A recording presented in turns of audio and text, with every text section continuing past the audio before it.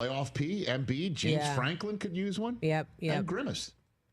Well, Grimace wins one, then Alonzo wins one. Obviously. That's a good point. They're teammates. And then I win. Another checkup? Why are so many people getting new puppies? Dr. Kim's veterinary office is littered with cuteness. We are booked solid for weeks, but who can say no to a puppy, right? Oh, you're a good boy.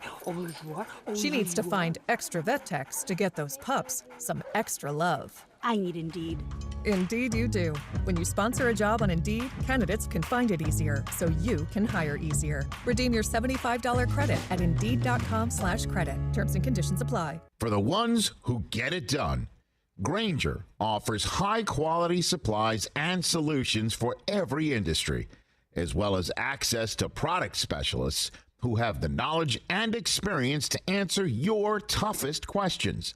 Plus, their commitment to being your safety partner can help you keep your facilities safe and your people safer. Call, click Grainger.com, or just stop by. Pirate Nation, your dream home starts with an unshakable foundation. At Unshakable Builders, they don't just build houses, they build trust. From blueprints to keys, their expert team is with you every step of the way. Serving Greenville and all of Eastern North Carolina since 2009, Unshakable Builders turn visions into reality with craftsmanship you can count on. You dream it, they build it. Visit unshakablebuilders.com to start your journey home the right way. Unshakable Builders, build on a solid foundation. The Holton Ahlers Show. Darrell Roberts, was there ever a moment, if that was one of your first gigs, where you're like, dude, this is not what I thought this was going to be? Oh, heck yes. Heck yes. Like, when I first got there, my first drive into New York, I literally asked myself, like, is this really what I want to do? I went from coaching high school ball to being a cop for 2.5 years. I kind of got used to life, I guess, outside of being a football player. And I said, yeah, let me try to, jump into this college thing. When I got into it, I was like, I don't know what the heck I just did. The Holton Ahlers Show, exclusively on the Pirate Radio TV channel on YouTube. This is Dr. Josiah Duke from Orthopedics East and Sports Medicine Center. Our practice has been caring for the athletes at ECU and the residents of Eastern North Carolina for more than 35 years. Whether it's treatment for your sports injury or it's that time for a joint replacement, Orthopedics East provides the latest in operative and non-operative orthopedic care. We also offer on-site physical therapy and MRI services, as well as walk-in urgent care on weekends from 10 a.m. to 2 p.m. Call us at 757-BONE or visit us online at orthoeast.com. Go Pirates! Washington's favorite place to eat and where all the locals go is down on Main Street. Down on Main Street is now open 7 days a week. Stop by for the house salad with grilled chicken, the half club sandwich with chips, or everyone's favorite, the fried shrimp plate. After work, Down on Main Street is the perfect spot for dinner and drinks on the patio. Join Down on Main every Wednesday for half-price wings from 4 p.m. to close. Down on Main Street in historic downtown Washington. Go Pirates!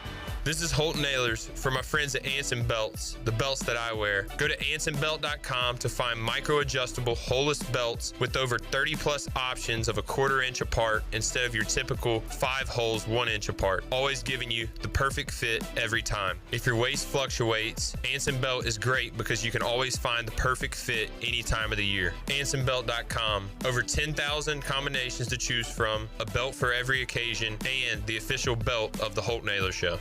Hey, Righty, you feeling okay? You've been dragging all day. Ugh, don't even talk to me, Lefty. These shoes are a disaster. My arch is crying. Dude, we have to go to Fleet Feet. They have a 3D scanner to customize shoes for every foot. Wait, like custom fit? For me? Yes, you and me. They have the top brands such as OnCloud, Brooks, and Hoka, plus many more. Fleet Feet, where fit happens. Schedule your appointment at fleetfeet.com or come in today and treat your feet right. Find your perfect pair at Fleet Feet. There's a common misbelief today that to make it further, you need to push yourself, that you need to give up any joy to continue your rigid routine. Or you could try another way. Take some time to enjoy life, like having a Michelob Ultra with friends, because happiness is essential to living an exceptional life. Michelob Ultra, a refreshing and balanced flavor with only 2.6 carbs and 95 calories. It's only worth it if you enjoy it. Enjoy responsibly. Michelob Ultra, proudly distributed by Carolina Eagle Distributing since 1989. Baltimore Orioles baseball. Butler swings, drive out towards center field since Colton Cowser on his horse. Back at the track, leaps, and it's over his glove. Already in at third is is Urias. Now advancing is Denzel Clark. Butler arrives with a double as Mateo gets the throw from Cowser. And A's answer with a run. A double from Lawrence Butler here in the bottom of the third. It's 3-1. Catch all the O's action right here on Pirate Radio, your home of the Baltimore Orioles. This is Pirate Radio, WGHB Farmville, 1250 and 92.7 FM Greenville, WDLX Washington, 930 and 104.1 FM Washington. Can you be quiet, please? Thank you. Welcome to Pirate Radio Live. Afternoon, everybody. We got Jarrett here. Hey, Jarrett. Hey. And we got left side. Strong side. What's up, Chandler? How you? The little guy. It was just such a fresh of breath air. Well said, John. Come on, Chuck. I will read it verbatim. The Masters tournament is special. Hold on, you'll read it what? Verbatim. Verbatim. How do you spell that? That word you just said, how do you spell it? I have no clue. Say it one more time. You're going to read it verbatim. That's how you said verbatim. Verbatim is verbatim. That's what I said. No, you did not. I said verbatim. Nope. None. No. There's a very low percentage of this that is smiles and glory holes. Very low percentage. Loneliness is worse than COVID. It's a proven fact. I'm not talking about this. Correct. That's all. I love y'all, man. Now live from the Pirate Radio studios in the heart of the Pirate Nation, here is your host, Clip Brock. Welcome in to a hot Wednesday edition of Pirate Radio Live. Clip Brock here with you inside the Pirate Radio studios, coming to you on Pirate Radio 92.7 FM. In Greenville, 104.1. In Washington, we're on 1250, 930, online, PR927FM.com.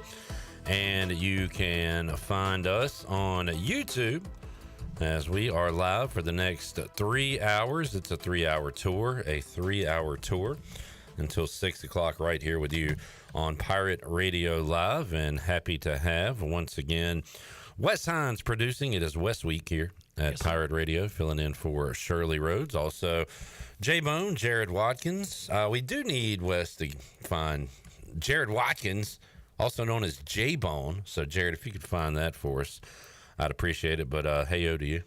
Hey-o. Hey-yo. No, Wes, that's hey-o. That's hey-yo. I do hey-o. Yeah. Well, it sounds like you hey-yo to me. Well, how's this sound? Left side. Strong side. What's up, John? What's up, Clipper? Happy Trivia Wednesday to you. Big gulp, huh? A big gulp, bitch. Well, see you later. Sports Trivia Wednesday at Overtimes. Trying to gather me a team because no Zach Kaplan tonight. You can always join the Dooley Boys. I texted Sam, Taylor, and Jake. And if they cannot go, I will be joining solo tonight. I was going to say, what about Cholo? We're going Cholo tonight if I can't find. John and Solo teaming up. We need to get Solo on the show. Dude, he is. Because I have a lot of questions about him. He could be a serial killer. Could be. We know nothing about him other than. He says he has a family, and I don't know about that. Yeah, like under his house. In his freezer. In the closet. All we know is he is a gentleman with a beard that is around my age. Always wearing flip-flops. Flip-flops and long pants. Yeah. Never seen the guy wear shorts. No. Never seen his legs. He's always wearing the same Columbia pullover. Claims he went to Washington State. He is from the Pacific Northwest. I want to get this guy in here and pick his brain. He has a great sports brain. And his real name is Chris? Chris, yes. So they say. If that's his real name. That's what they say. That's what they all say. Anyway, enough on somebody that none of you know. You know Jamie. He says, hey now. Hey now. PJ says, hey, hey, hey. Hey, hey, hey. What's up, PJ? Kaz says, hello. Hello. Hello. Wes is killing it. Coming in hot today. Good to see you. Good to be seen. All right. What to discuss on this Wednesday? First of all, Jared, is there a game tonight in Omaha? Yes, and it's at 7 o'clock. All right. I want to ask what time it was. 7 o'clock. Right now, Coastal is putting it on. Dominating. Louisville. Dominating this tournament. Up 6-0 in the third inning. My goodness. Sunbelt, baby. Wait, did you say Sunbelt? Sunbelt, Fun Belt. If you go Run Belt to Pirate Radio's social media sites, you see. Do we need to put the hazmat suits on? I don't know. Or are we good? I don't know. I saw we got quite a bit of comments on that on Facebook. I do want to hear what the public is saying. This is from who? This dude? It has not been official. Who? This dude? I'll find it on Twitter. One gentleman is saying he's got sources, folks. Sauces. This gentleman is David Schultz. David Schultz at SchultzyCast on Twitter. Let's look at his profile. I think he's the Paul Feinbaum of the Sunbelt. Locked on Sunbelt. He is, it says, Jim Beam Outpost Ambassador, right. Locked on Sunbelt host, Bourbon, Honorary Cajun, Cuse Nation, Yacht Rock Connoisseur. I mean, sounds like a cool guy. Isn't David Schultz the old wrestler who was getting interviewed in the locker room and he's like, "Oh, you think it's fake?" and then beat the hell out of some dude? Was it like Peter Jennings or somebody? He beat up some famous newsman. But David Schultz, I'll just play his audio as is. I doubt he doesn't look like a guy that swears. Hey, maybe if he's been hitting that bottle early. That old Jim Beam. Sources say they're joining the F in the Sunbelt. He's wearing his Coastal Carolina Omaha hat. Pretty cool. I hate people that represent a conference like that clown. Yeah, Chris Phillips. Yeah, the SEC guy. I didn't even want to highlight his stuff because that is such a weird identity. Yeah. Hey, who do you root for? 18 teams. Yeah, the SEC. Yeah, that is so stupid. Like, what do you get out of that? Nothing. Yeah. What a lame existence. I'm a fan of the AFC West. Like, what? That's the dumbest thing in the world. There's a guy that used to be a part of Pirate Radio that might be for a certain conference. Yeah, here on Pirate Radio, we name names. Who are you talking about? Josh Graham. Okay. Would he fall under that umbrella? Ella. A. With the ACC. Is he an ACC fanboy? I think so. Mm-hmm. I don't think. Well, maybe it is his identity. Maybe it is. Maybe he is has this lame existence that I'm talking about. All right, so this guy is a Sunbelt fan. Now, if you cover a league, it's one thing. Like a guest we're going to have on the show later, David Glenn. Yes. He covers the ACC. Mm-hmm. He doesn't have that starter jacket you can get with all the emblems on it of every team in the league. Be cool if he did. It'd be pretty cool if he did. In fact, I'm going to ask him if he does. Anyway, here's David Schultz. A little breaking news on Wednesday morning. Breaking news, he says. Mm-hmm. This is breaking news. This is not He's giving me Mark Lindsay vibes. Very ML vibes. Breaking news, he says. All right. A little breaking news on Wednesday morning. A source close to the Sun Belt tells me the conference has reached out to East Carolina University to see if the Pirates would have any interest in joining the Sun Belt Conference. It has not been an official invitation. It is just gauging their interest. So we wait to see how that all plays out. But we do appreciate the Sun Belt being a little proactive and not waiting for other balls to drop, as it appears Texas State is going to the Pac-12. Tune in to Wednesday's episode of Locked On Sun Belt for a full preview of Coastal Carolina and Louisville. And of course, we will have a full recap of a Wednesday's ball game on Thursday's episode of Locked On Sun Belt. Of course, Coastal Carolina wins. They advance to the championship series. Louisville has to beat Coastal Carolina twice to do the same. Once again, breaking news. The Sun Belt Conference has reached out to East Carolina to see if they would be interested in joining the Sun Belt Conference. And we'll go over Marshall's recruiting class 2025. Hold on, did he just do just in case you're tuning in for a Twitter video? Well, did it work or not? Because now I want to listen to Locked On Sunbelt and see what's going on. Do you? No. This is nothing. There. Nothing. How do you know? Because I feel like reaching out to teams, conferences reaching out to teams happens all the time. It's breaking news, dude. Yeah. Breaking news a little here. breaking news. I like at the beginnings. A little breaking news. A source close to Chandler Honeycutt tells me that he reached out to Sydney Sweeney. Oh. See if she... I was just going to gauge her interest. Oh, I watched the movie with her last night. Is it the one Mac was talking about? Yeah. Was it good? It was different. It hit different. Yeah. Sydney Sweeney, spoiler alert, kind of, plays a giant B word in everything, huh? I don't know. I've seen her in White... Euphoria, she was. I've seen her in White Lotus, B word. Okay. This movie, maybe B word's not the she doesn't play a good guy. We'll say that. The heel. The heel. While we're talking, we'll get back to this, but I did see this as well. The American is bringing in Mike Tranghese as a consultant, former Big East commissioner. He is expected to advise the league on its basketball strategy and growth. Okay. So there you go. I want another Mike. I don't want this Mike. I want Mike Oresco. Do you have any questions? What do you think about East Carolina, Mike? What's your thoughts on the Pirates? What do I think about East Carolina? Yes. I think East Carolina is untapped potential. And why do I say that? Because at one point, they had all at the same time, Justin Hardy, Shane Carden, and Ruffin McNeil. And just a tremendous fan base.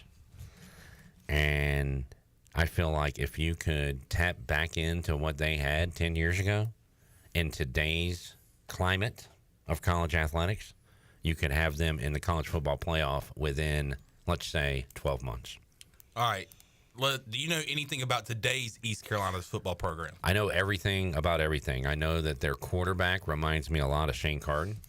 They have a receiver that plays for them that if you blink, if your glasses are a little dirty, you might think it's Justin Hardy.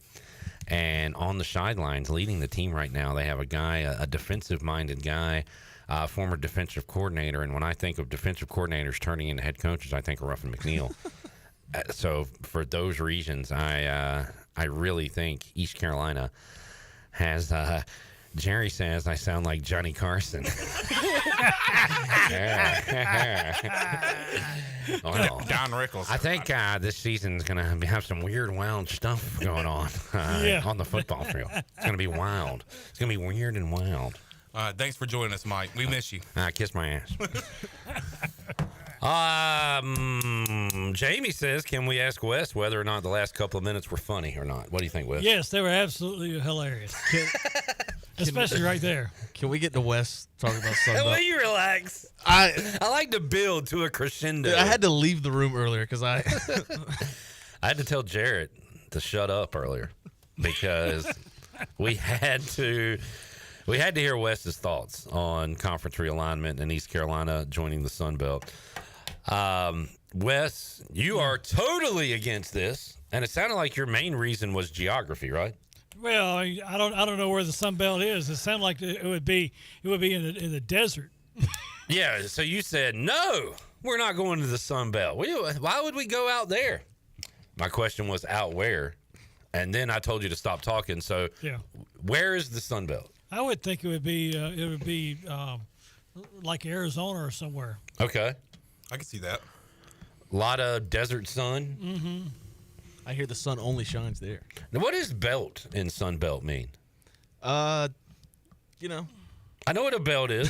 Yeah, I mean, it would be like a what do you call it? Belt. Lord have mercy. I'm trying to. We got time. Boomerang. A boomerang. Okay. Yeah, that's what a belt looks like. A boomerang. Now, what is the reason for that in the conference's name? Well, it's a area that gets a lot of sun. That's what I was thinking. Okay, I get the sun part. What about belt? Because it's a whole area, so you call it a belt. Fine. I think we got All right, it. give me an example. Do you know that Fountain, North Carolina, is part of the a rock God knows I don't know what the name of the name of the rock belt, but it goes all the way from Fountain all the way to Greensboro. That's a belt line. I think that I learned that because you told me last time you were here on the show. Okay. But there's the Rust Belt and the Bible Belt. Bible Belt. Yep. All right. So Wes, what teams are in the Sun Belt? Since it's out in I have Arizona. no clue. Okay. But y'all done spoiled it because y'all done said that one of the teams that you just mentioned is in the Sun Belt. I'm like, okay, I just screwed up. Which one? Coastal. Oh, okay. But I mean, well, here's the thing about the Sun Belt, Wes. It's a lot like our conference, and you say we shouldn't be playing out there. In our conference, we have Texas, San Antonio, right. Rice, North Texas, Tulsa. The Sun Belt geographically lines up better with the American on the east side of things because they have Marshall, East, James Madison, okay, App State, Coastal, now, pretty regional. Now, are all of those in the same football league type thing? Where you're saying like FBS and all? Yes. Okay. Division I FBS football. Okay. All right. Yeah. All right. I can see that. You're starting to warm up to it a little bit. Yes, I am. Kind of like the sun is warm. Well, when you said Marshall, that was already a winner there. Yeah, because we've been in a conference with them. But I will say this: there's one rivalry that's missing for sure. Which is Southern Miss. Yeah, Ooh, I'm with that's you, a Wes. good one. Absolutely. And they are in the CUSA Conference USA. Yes. Still. But we do not want to go back there. Correct. They were on that east side. You know what you're talking about, Wes. Drew says a continued rivalry with Marshall and yearly with App win-win. See, I love that part of it. I wish we could take the... Let's make a league real quick. So on the east with the Sun Belt, you've got those teams I mentioned. App State, Marshall, James Madison, Coastal. Old Dominion, Georgia Southern, and Georgia State. Yes. Those are the 7 East teams. Add East Carolina. Charlotte. You want to add the Floridas? South Florida. South Florida. For sure. FAU, I guess, if they want to come along. I wouldn't have gone there. UAB? Yeah, let's throw in UAB. I mean, that's kind of getting Let's throw close in to the Trent Sun Belt Dilfer. West. Memphis. Yes. But we need teams. West Virginia. We need... Well, we can't. They're not. I don't in the think Sun they're Belt. covered. They're in the Big 12. I know, but I'm just saying. We're talking American and Sun Belt. I know, but we're just thinking off the top of our head. No, let's go grab. We're naming all the American and Sun Belt teams. Hey, West Virginia, we're making a new league. You want to leave the Big 12? I mean, hell, if we're going to add UAB, Alabama, come on down. I like the regionalized aspect of it. The holdup is just the money part. Yeah. I mean, I talked to Matt Present. We'll listen to that at 4 o'clock. But, I mean, talk about Dowdy Ficklin being packed for App State, going to Conway Regional. Those make you think and kind of want this to happen. But then, yeah, the money is where the downfall is. I think it's going to be the same when we go to Coastal this year, too. Yeah. Like, that's going to make us realize, man, we should be doing this every single year. Maybe we should be in the same conference. And a little breaking news, they reached out on this Wednesday to East Carolina. Let's see what folks are saying. Allie says, man, I don't know. What about our rivalry with Rice and Tulsa? Good one. He goes a little sarcastic with it. Jonathan says, no chance unless the Sun Belt could get an over-the-moon deal with way more money in an ESPN contract. Some of the regionality would be great, but it's a step down. I think Jonathan's right. Mm-hmm. I agree. It's all about the money, bud. Yeah, I mean, if everything's equal right now, would you rather be in the Sun Belt or the American? Sun Belt. I think so too, yeah, right? Same. A lot of people they want to be in with Army and Navy because they're national brands, I guess. I don't really care Well, they're about national that. brands because they're our military. Yeah. The next comment is Jimmy, who says, why in the world would you ever want to take a step back instead of taking a step forward? Mm-hmm. Which, to me, this is not taking a step back. But it is financially. And because of that ESPN contract. I don't know. I would like to see if it would be a step back athletically. Nope. Because we had 2 teams from the Sun Belt hosting regionals this year, right? Or was it 3? It was 2. Who's Coastal and Troy? No. Southern They Miss were in the was top in it. 25. Southern Miss was the other one. Yep. They host. They host? Yes. Okay. Yep.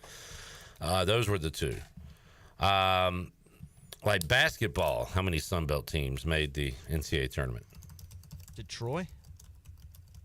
I believe they did. That was too long ago. One Troy. Okay. Was the only team that made it. Yeah. How many AAC teams made it? Memphis? And in football, I mean, we've seen these teams have success. James Madison was on that list of teams to watch out for to potentially, make it to I mean, App State hosted game day the playoff. Yeah. That was after their win against Texas A&M, and then they went in 5-7 that year. And if y'all want to pick on App State, that's fine. People out there like to do that, but they have beat us now, 3 times in a row? Oh, yeah. Yeah. So it's kind of embarrassing. I wouldn't really pick on them much. I wasn't picking on them. I'm not talking to you, dude. There's an audience listening to our show. Do you think everything I say is directed at you? Well, I mean, me and Shayla were just talking about them, and then... Did y'all pick on them? We weren't picking on them, though. No. Then why did you think I was talking to you? My bad. Sorry. Marshall won 10 games in football. Louisiana won 10 games. JMU won 9. Georgia Southern, Texas State, Arkansas State won 8. And maybe this doesn't matter, but just South Alabama also bowl eligible. So, I mean, they have decent football. A few more comments. Jill says, can the athletes fly private to games? If so, yes. If no, no. They have classes and finals. What do you mean? I have no idea. Brian says, and I've heard this one. Brian says, I believe it's considerably less money, but would savings on travel make it a wash? It's something that the accountants. And you get more butts in seats. Because, I mean, who's showing up to Dowdy Ficklin for ECU Rice as opposed to the matchups we get? Those regional matchups. If you go and you go to the Sun Belt, you're literally killing probably $30 or $40 million right there from ESPN. Wes, where are you getting these numbers from? Off the top of my head. Okay, all right. Because that's where a lot of the money for the university is coming from, is from the ESPN contract. 100%. That part I agree with you with. What the actual figures are, I do not know. $83 million, and this is from 24/7 Sports. $83 million for American, $7 million for the Sun Belt. Mm-hmm. Wes, how many millions did you say? He said 30, he 40. said 30. Damn, Way low. off. Way off. But you're on the right track. You're on the right track, though. Yeah. What year is that? Is that just currently what's happening? Mm-hmm. According to 24/7 Sports? That is a very significant number. Now, that is why you would never leave the American now was right Cincinnati in the playoff when we got that? Like, is this with the teams now, or were the old teams still there? Now that figure he's given you, you've got to split it with all the schools. That is correct, Wes. Very correct. Maybe we should knock out a few teams in our own league. Yeah. And we get a bigger pot. Ever think of that? That's what we did back in CUSA days. Kevin says, why wouldn't we join the Sun? Why wouldn't the Sun Belt want to invite ECU? Never hurts to try. Philip says, if Sun Belt's offering the same amount of money or more money, I'd say join the Sun Belt. If it's less money, I say no, stay in the American. There you go. Good point. Paul says, much better than what we are in now. Well, I don't know about that. Well, if you look at it, this is just a carbon copy of the Conference USA, just on a different name. Jimmy says nope. Pete says, why would we join? Jim says no way. All right. So there are, I don't think we needed hazmat suits for those comments. I thought they were great comments. They were very civil. Mm-hmm. Still confused about the private jet one. Unless she also thinks the Sun Belt's in Arizona. Maybe so. Drew says, or Jamie says, Sunbelt sounds better than AAC. Sounds like a better conference on name alone. Drew says, yeah, but big-time college football doesn't pay attention to the American unless someone is undefeated late in the season. You don't like the name American? Wow. Hey, look. Wow. Get out. Wow. You don't like it, leave it. See ya. Bye. You don't like the name American? Bye, Jamie. Bye-bye. Here's the question that I I asked saw Jamie earlier. burn an American Athletic Conference flag. A P6 I flag. asked this question earlier. Is this one of the number 5s? It's a group of 5, like we are. It's the same as we are. I mean, Conference USA is group of 5. The MAC is group of 5. Like, Yeah, it's the same Group as of we 5 are. is just a So non-power. what are the 5? That's what I'm trying to figure out. Well, right now, USA, there's a MAC. Power 4, which is actually a Power 2, Big 10 and SEC, but also Big 12 and ACC are included in that. And then the rest are the 5, which is American, Sunbelt, MAC, Conference USA. Okay. Who did I leave out? Mountain West. Mountain West. And then the Pac-12 is 2 teams. Nah, they're on the way up. They're on the way up, but I mean, they're not going to be a Power. Absolutely 5. not. Okay. We need to get Ken Watlington in here to get his thoughts on all of this. Back with you, Pirate Radio Live on a Wednesday. K-Dub joins us after this.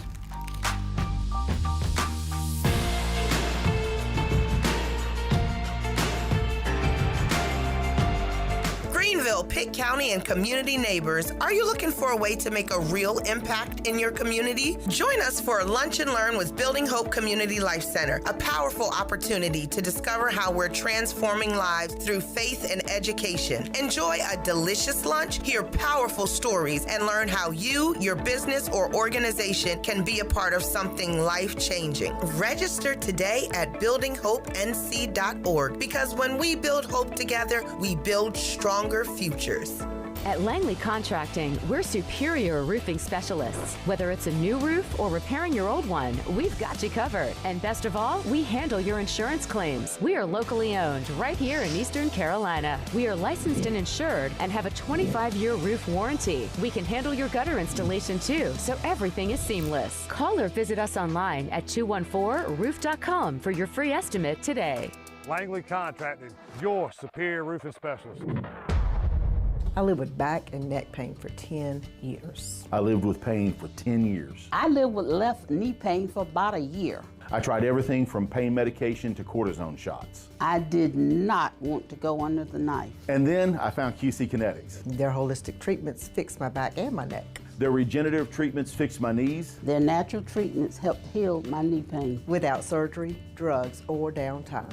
If you want to be free from pain, come to QC Kinetics. QC Kinetics, 252-645-6458. Capital Subaru of Greenville is transforming your everyday commute into something a little more extraordinary. Subaru was just named 2025's best overall automotive brand by Consumer Reports, and there's never been a better time to drive one home. From the adventure-ready Outback to the sleek and efficient Forester, they got the perfect ride for you. In addition to their great selection of new and used car inventories, the Subaru Service Center is commanded by a team of experts, handpicked for their knowledge, passion, and promise to treat every car as if it's their own. Capital Subaru of Greenville, off Memorial Drive, or online at capitalsubaruofgreenville.com. Make things happen this year with the new John Deere. In just one visit to Quality Equipment, you'll find the right lawnmower, compact tractor, or Gator UTV that will save you time and money on your next project. Keep things running all season long with the help of our experienced parts and service team. Your new Deere isn't far away. Find current offers and budget-friendly packages at your local Quality Equipment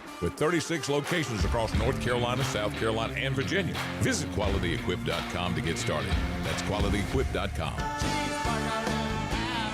Looking for the ultimate spot on the Morehead City waterfront this summer? Then head to King Mackerel's Restaurant and Bar, where the food is fresh, the drinks are cold, and the vibes are always live. King Mac's is your ECU game day headquarters with waterfront views and game day food specials. So whether you're reeling in a marlin or just soaking up the sun, come grab a bite, listen to some tasty tunes, and make your summer legendary at King Mackerel's on the waterfront in Morehead City. Hey Pirate Nation. Lindsay Gray here with Carolina Caliber. In 1960, my granddaddy started his firearm business right here in Eastern NC. Still family owned and operated, we have the area's largest selection for outdoor shooting sports and accessories and are one of the nation's top firearm dealers. At Carolina Caliber, we have everything you need from hunting, home defense, and personal protection, including a wide variety for ladies and youth. We buy, sell, and trade. It's a time-honored tradition. Visit us at Carolina Caliber on Fire Tower Road in Winterville. If you're hungry for a great steak with honest-to-goodness flavor, head over to Larry's Steakhouse, open Monday through Saturday at 11 a.m., serving up hand-cut, aged ribeyes, tender grilled salmon, bold grilled shrimp, and juicy grilled pork chops, all right off the flame. Pile your plate high with a 25-item salad bar. Try one of our hearty daily lunch specials. Larry's Steakhouse, good food, good folks, and a good time. Located at 2800 East 10th Street across from the old Highway Patrol Station. Call 751-6510 for takeout and reservations. Larry's Steakhouse. It seems like you're starting to get addicted to it now. Pirate Radio. I want more. The voice of the Pirate Nation. You saw these numbers, right? These numbers are outrageous.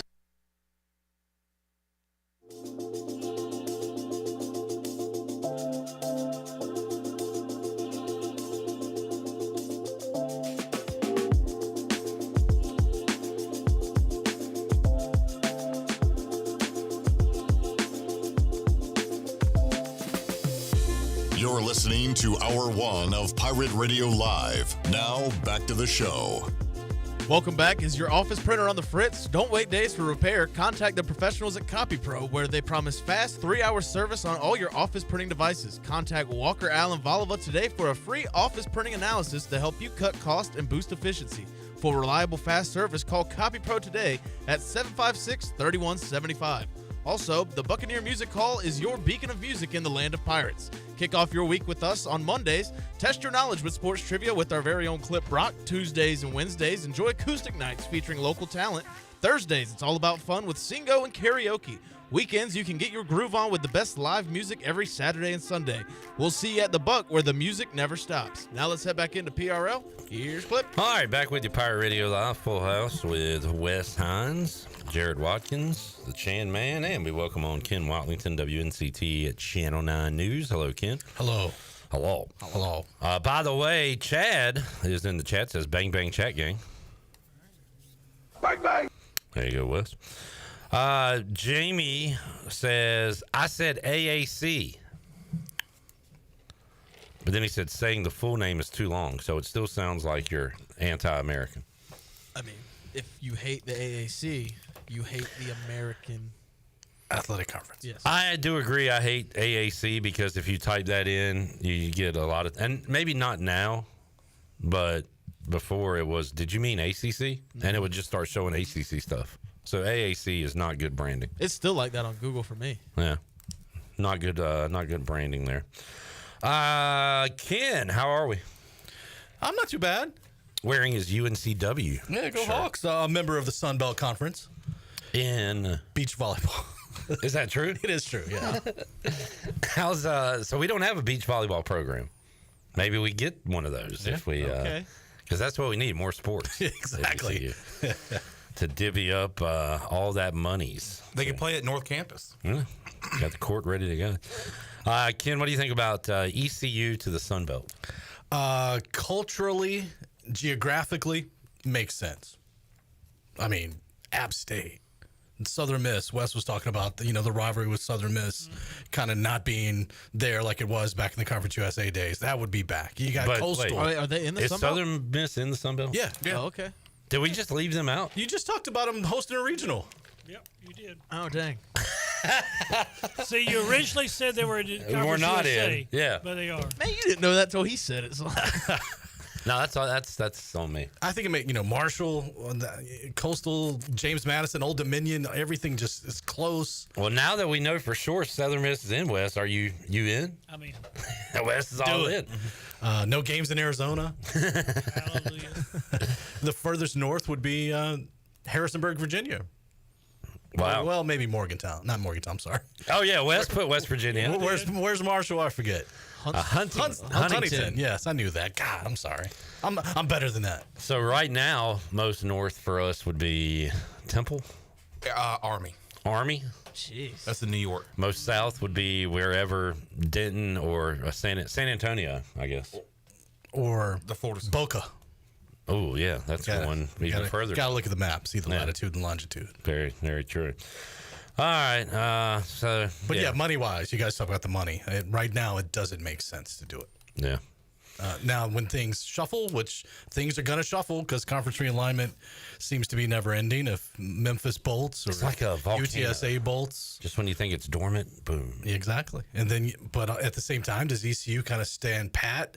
And when things shuffle in the ACC, which is going to happen in the next couple of years, maybe you get a door open to the ACC. Well, if ECU is in the ACC, it is watered down. It is a conference that Sure, you don't but it's going to be recognize. watered down. I mean, everybody's not going to leave. Carolina, Clemson, Florida State, maybe Virginia. Duke? Maybe not, though. I don't know. That's down the road, but it's happening. Them clowns on the West Coast just needed to find their own conference. That's true. Oh, who? Stanford and Cal. Yeah, they had one. They had a great one. Then everybody bolted. Well, you got to blame the commissioner for that one. Yeah. Bring back the pack. I miss it. They are still looking for an eighth school to play football, so ECU could be an option for the Pac-12. Is he the eighth man? They need one before Wes, the start of season after next. Should we join the Pac-8? Don't even know where it's at. All right. The Pacific. That's no the way. West Coast. Absolutely not. Think about because ECU won't get our fans won't go that far. College sports. ECU fans will go to Boise. You think so? College sports have lost the common man, and because Wes looks at conferences by the name and where they should be located, or how many. The Big 12, Wes, they don't have 12 teams. The Big 10 don't have 10 teams. Nope. You can't judge anything by the name anymore. Except the Southeastern Conference, maybe. Kinda, but like, is Missouri in the Southeast? We'll give you Sure, an example. it's close enough. All right. When ECU was told that we're going to a new conference, we're going to the Big East, and then we're not in the Big East because they changed the name. And I'm like, why? Well, they just got rid of it or whatever. Yeah. So the Big East Football went wise. away for a year, became the American, then the Big East came back as a basketball league. Yeah. Mm-hmm. It's all stupid. Yep. Very, very stupid. And all about money. All about the money. Show me the money. Terry says, Clip, we are going to Sunbelt. All right, Terry. Oh. Thank you for the breaking news. Newton says ACC All Coast Conference. Oh, they just changed the name of it. Yeah. You can change the name of things like the CAA did. They did. It's the Coastal Athletic Association. No longer. Not the Colonial. Why'd they change that? Somebody in Richmond, Colonial's Virginia a bad decided word, we were right? going to change the name. And it does. It fits. Every, state in the conference is on the coast, I guess. All right, college baseball World Series going on. Coastal dominating. Sunbelt, Fun Belt. Chad said, I wonder how many ECU fans are rooting for Arkansas because of Root and how many are pulling against Arkansas because of Root. I have heard from a lot more that are pulling against Arkansas because of Zach Root. Yeah. I have too, and I do not care. I think, I'm indifferent to it. I think ECU fans' rooting interest is Coastal. Yeah, why are we all Coastal fans now? Because it makes us look better. How? 'Cause I we hate took that. them down to the wire, I man. hate that. Hey, no, it does not make us look any better. Okay. They beat us twice. Doesn't hurt. And one of the games was 1-0. Yeah. I hate that. We played 2 bad innings of baseball against them. I did not want the Eagles. Does the Eagles winning the Super Bowl make Washington Well, look that's better? How is that different? If it was like a closer Memphis game. that beat us, it'd be like that's conference rival or division rival. Coastal, yeah. That's true. It's 2 different conferences. But we're talking now. No, we're taking that out. We're just saying it makes us look better because they beat us. So my question remains: Does Philly winning the Super Bowl make Washington look better? Yeah, because they dominated the Chiefs. Ken, The way they dominated. Eagles won the Super Bowl. You can say wait, you're what? as good as the Chiefs. No, we can't. Yeah, you can. Yeah, and you look like an idiot. Nah. God, I hate this conversation. I can't believe you, of all people, think that way. I guess you have to. Because When all my teams lose. every time the Chiefs win, you're like, well, makes the Raiders look better. Yeah. No. We beat them 4 years ago. One time in the 90s. How the Braves doing? Ken? Really well the last week. Why don't you ask Brett? Get Brett on the phone. No, Because they lost to the Braves beat the Mets. They walked it off. Listen, it's been a rough season so far. The last week's been a little better. But, man, the Braves have just dominated the Mets. And you know what? The last 5-6 years. Our coach is coaching in the All-Star game, which makes us look better. That's true. That was a good nod there. Clayton McCullough. Was it? Wait, what? What do you mean? You're talking about Torrey, right? Joe Torre? Yeah. No. Joe Torre is also, yes, coaching. Well, Is he alive? He is. Okay, good. I mean, he's doing the he's being the coach for the. He's the honorary coach for the National League, I believe. Right? One of the leagues. I'm talking about Brian Snicker, head coach of the manager of the Braves. I don't know who he is. Clearly. World Series champion, Brian. I hope to not know who he is soon. Clayton McCullough, former East Carolina Pirate, makes ECU baseball look better. That's true. He's coaching the All-Star game. Lane? I'd say it makes J.H. Rose look better. J.H. Rose. Where to go to middle school? Does it make me look better because we were teammates on the Winterville Colts football team? It does not. That does not. You look better now. Do I look like Ezra and James? Lane says, "Fly, Eagles, fly." Thank you, Lane, for making us look better. Drew says, "From what I understand, the Sun Belt is committed to being one of the better non-P4 conferences. Why wouldn't we want to be in a conference with athletic excellence like App?" Is he joking? I don't. What do you mean? All conferences are. I don't know what he means. Sorry, I read that out loud. Jamie says there's another decent reason I hated Arkansas long before Root, though. Arkansas was bad A in basketball in the early 90s. Oh, yeah. Scotty Thurman. Chandler likes their coach because of that speech, the story he told about Larry Bird. Remember Nolan Richardson? That's the guy that told the coach, Bird. I didn't Bird. And said, man, this boy can play. That brother can play. Man, that brother can play. And then when I saw his picture in the newspaper, he said, damn. And then Nolan Richardson tells a great Larry Bird story. Bird, but 40 minutes of hell, Ken. Yeah. Them Arkansas boys. Corliss Williamson. Bad dude. They won the national championship right here in North Carolina, I think. 94? Charlotte. Is that right? I think that might be right. Yeah. In Charlotte. Corey Beck, says Jamie. That's going back. Very good. Lane says Arkansas beat us in the Liberty Bowl. Does that make us look better? 100%. Who was the quarterback, Jarrett, for Arkansas? Went What on year? to kind of play. Well, he was on the Patriots. Ryan Mallett. Yeah, Ryan Mallett. Yeah. R.I.P. Yep. Rest in peace. He drowned. All right. Let's take a break on that note. Sorry.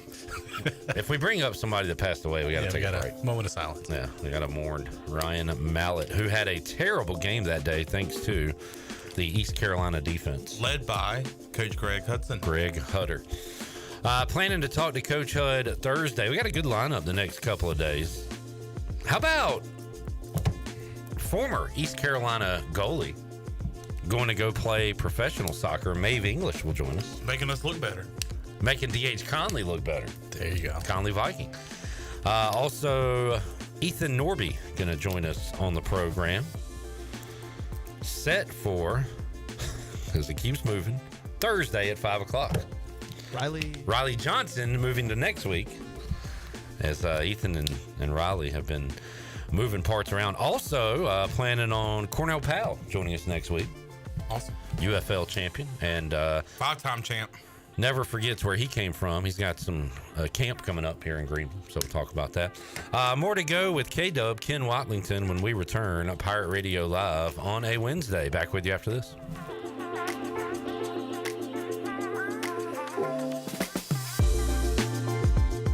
here with Brian Cook, the comptroller for Greenville Motor Company and Greenville Auto World. Talk a little bit about the financing options that you provide. We're here to help anybody from bad credit, poor credit, rebuilding credit, or great credit. We find the best deal through over 30 lenders here that we work with every day, and we're focused on finding the best fit for all our customers. One website, 2 outstanding dealerships, Greenville Motor Company, Greenville Auto World. Try us, trust us at driveherenow.com. Saturdays are your day to kick back, relax, and have fun. That's why Ottavola Market Cafe is the perfect place to go for dinner, drinks, and takeout. Ottavola is open every Saturday at 4 p.m. on the bar side, serving a special selection of menu favorites of appetizers, pastas, and specialty pizzas. Whether it's dine-in, takeout, or drinks with friends, Ottavola is the best choice every Saturday starting at 4 o'clock. Visit OttavolaMarket.com to see what's new, and visit Ottavola on Red Banks Road every Saturday starting at 4. Ottavola, Pirates supporting Pirates.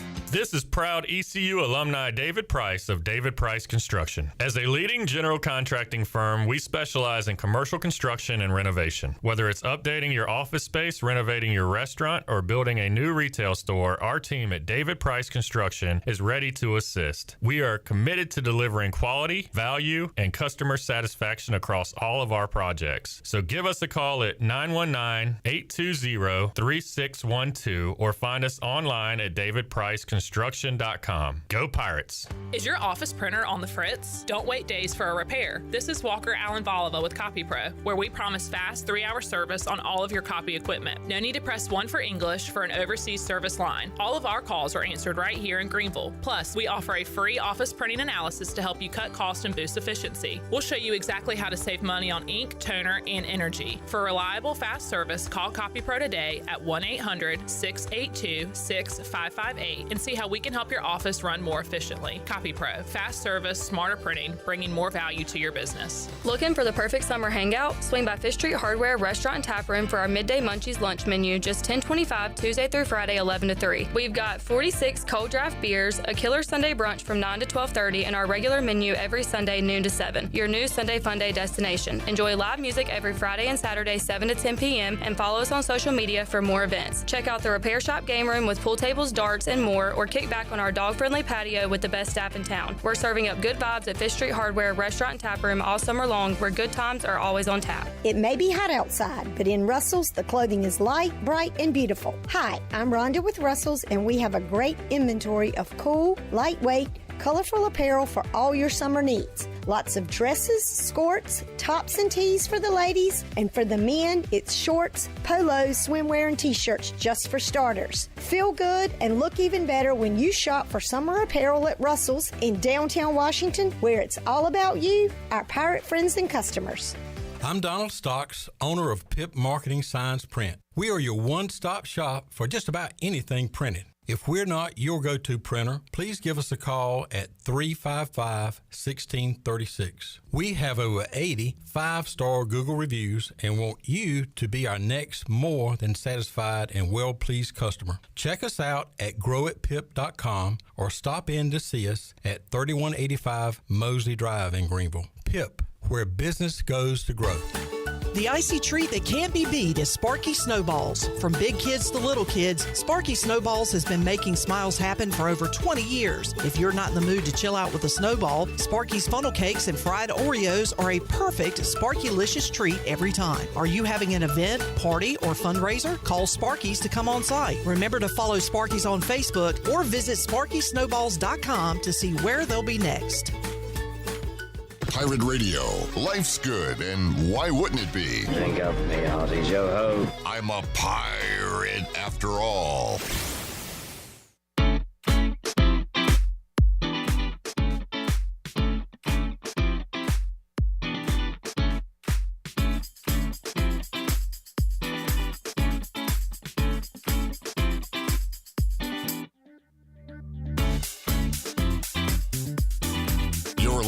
To Hour 1 of Pirate Radio Live. Now, back to the show. Welcome back. Do you want to get rid of wrinkles, tighten and lift your skin, smooth your skin texture, erase veins and brown spots, get rid of unwanted hair and under-eye fat pads? Are you interested in Botox or filler? Contact a licensed professional at Beauty Bar Medi-Spa for a free consultation and ask about their newest technologies and treatments. Beauty Bar Medi-Spa on Red Banks Road, Greenville.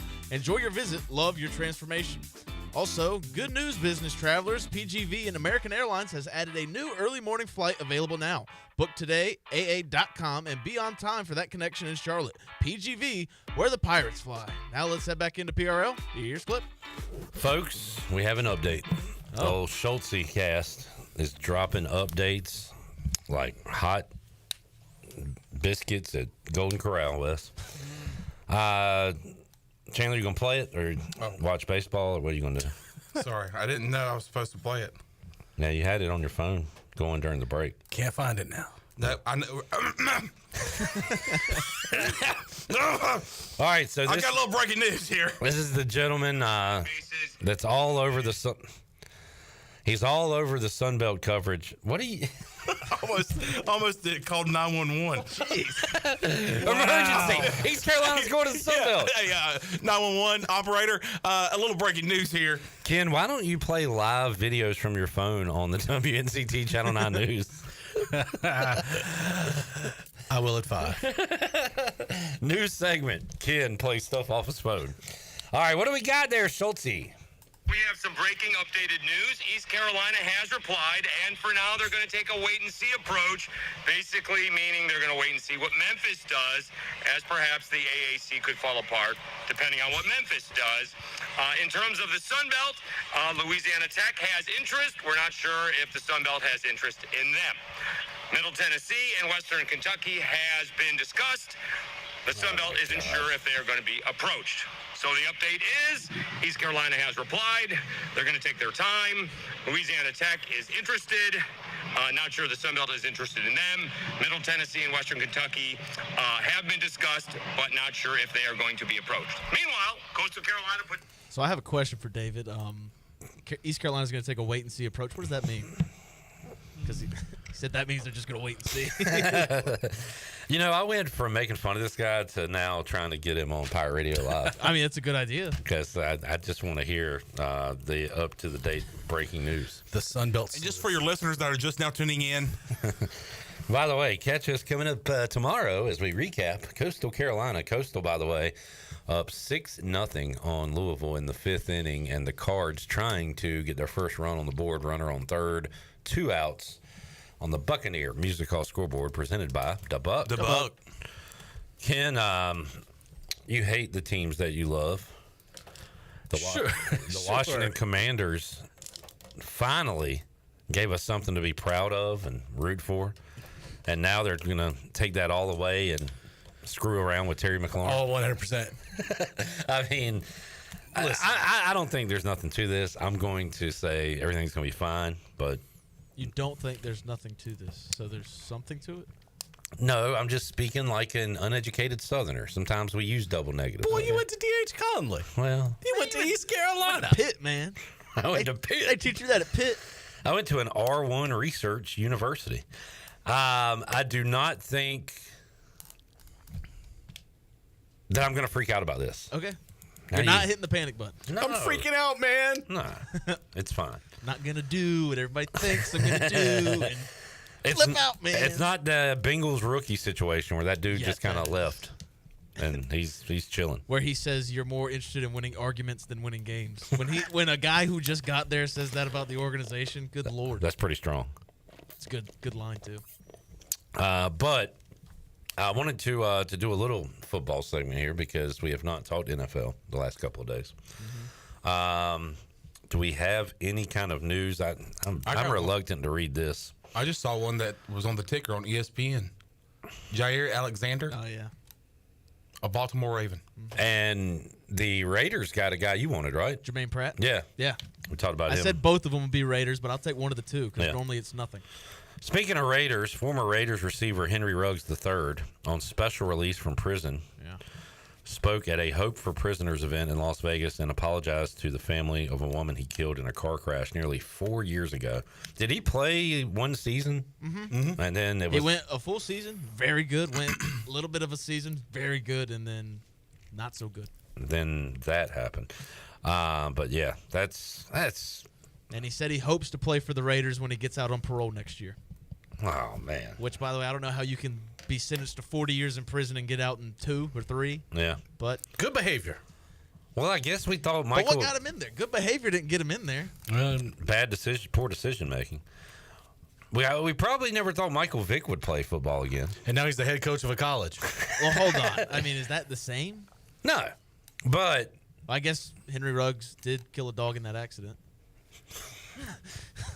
Okay. I mean, there's a little bit of correlation there. So yeah, but my point is, Michael Vick was like public enemy number one in the. You can hurt people, but don't hurt our dogs. Right. And then he was able to serve his time, come back, and now is looked at as a good citizen, I guess. And now he's going to be the head coach of a game taking place at the home of the Eagles coming up this season. Norfolk State. Norfolk State and Delaware State are playing at the Link. So do prisoners get like the newspaper? They get updates, right? On the outside world? Allegedly. I feel like he's going to show back up to the facilities, be like, where's Derek Carr? Where's Coach Gruden, man? He doesn't know. Am I teaming up with Devontae? What is that old Seahawks coach doing here, chewing all that gum? Why is he saying woo so much? Geno Smith, he's good? What? He's still playing? When did that happen? Yeah, sports comas would be funny if you just woke up after time and... What's a Washington Commander? What's a Commander? Where's that white boy Renfro at? Carolina. I knew he'd still be good. How many catches does he have now? Wait, he had that many catches when I went to prison. Tom Brady won another one? Yeah, a lot has changed. ECU's going to the Sun Belt? What? Out here in the desert? Grand Canyon? A lot can change. Ken, what you got going on? Not much, man. It's summertime. I'm relaxing. Good. I mean, I'm still working every dang day, but besides that, wow. Just take the job off for the summer? I wish I could. I wish I could pull a Brian Bailey and just take a month off. I think they call that a Zach Kaplan now. Oh, that's true. That's 3 months. He's about to leave the hemisphere or something. I don't know where he's going for a week or so. Apparently, we will see him tomorrow before he heads on out of here. Yeah, he told me the other night, I'll see you Thursday. He told me 7 times. And then had to make sure I understood that he would be here tomorrow. So, yeah, we will be checking in. So he's going to be here tomorrow? He'll be here tomorrow, yes. And, boy, who knows what Schultz will be reporting by then. Oh, my gosh. David Schultz. He's going to have like a long beard and look like Castaway. Another breaking news. As long as UNCW beach volleyball is safe in the Sun Belt, I'm okay. This could interfere with the beach volleyball program from UNCW. We'll have more on that. They were the runner-up in the Sun Belt this year. How many teams are in it? I have no clue. No clue. But they are the Sun Belt. You would think they play a lot in the sun, right, Wes? Yeah. They probably got a good beach volleyball I mean, league. the sun shines everywhere. Yeah. Yeah, but there's some places where it shines a lot. It's the same sun. Like it shines more here than it does in, say, Seattle, Washington. Mm-hmm. Toledo, Ohio. Not a lot of sun. Can confirm. Alaska, Anchorage, Alaska. Okay, that's the one place where I'll say, okay, you got me. Antarctica. Nah, man, it's always shining there. With ice? The ice has nothing Ken, to do I'm with sorry. the sun. We'll let you go. Well, I mean, this was painful. This is riveting conversation. This is painful. It pains me to be in charge of this. Thank you, sir, for hanging out. Appreciate y'all. We'll check you out on the news and see if you can incorporate some playing videos. I'm going to call my dad in the middle of the show and just hold it up to my microphone and see what happens. Where's your mic at? Yeah, right on my tie. Yeah. Nice. We have done that during like a hurricane where we call like some public official, but it happens. I would say this ECU to the Sunbelt story is just as big. It is. As a hurricane. It is. This is Hurricane Schultz sweeping through the East. Category 5.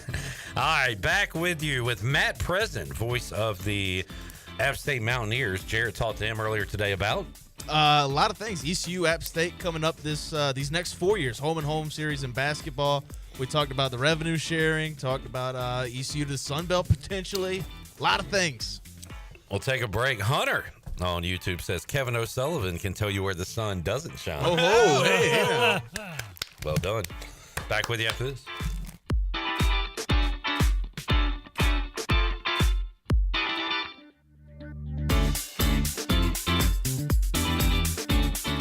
The crack of the bat.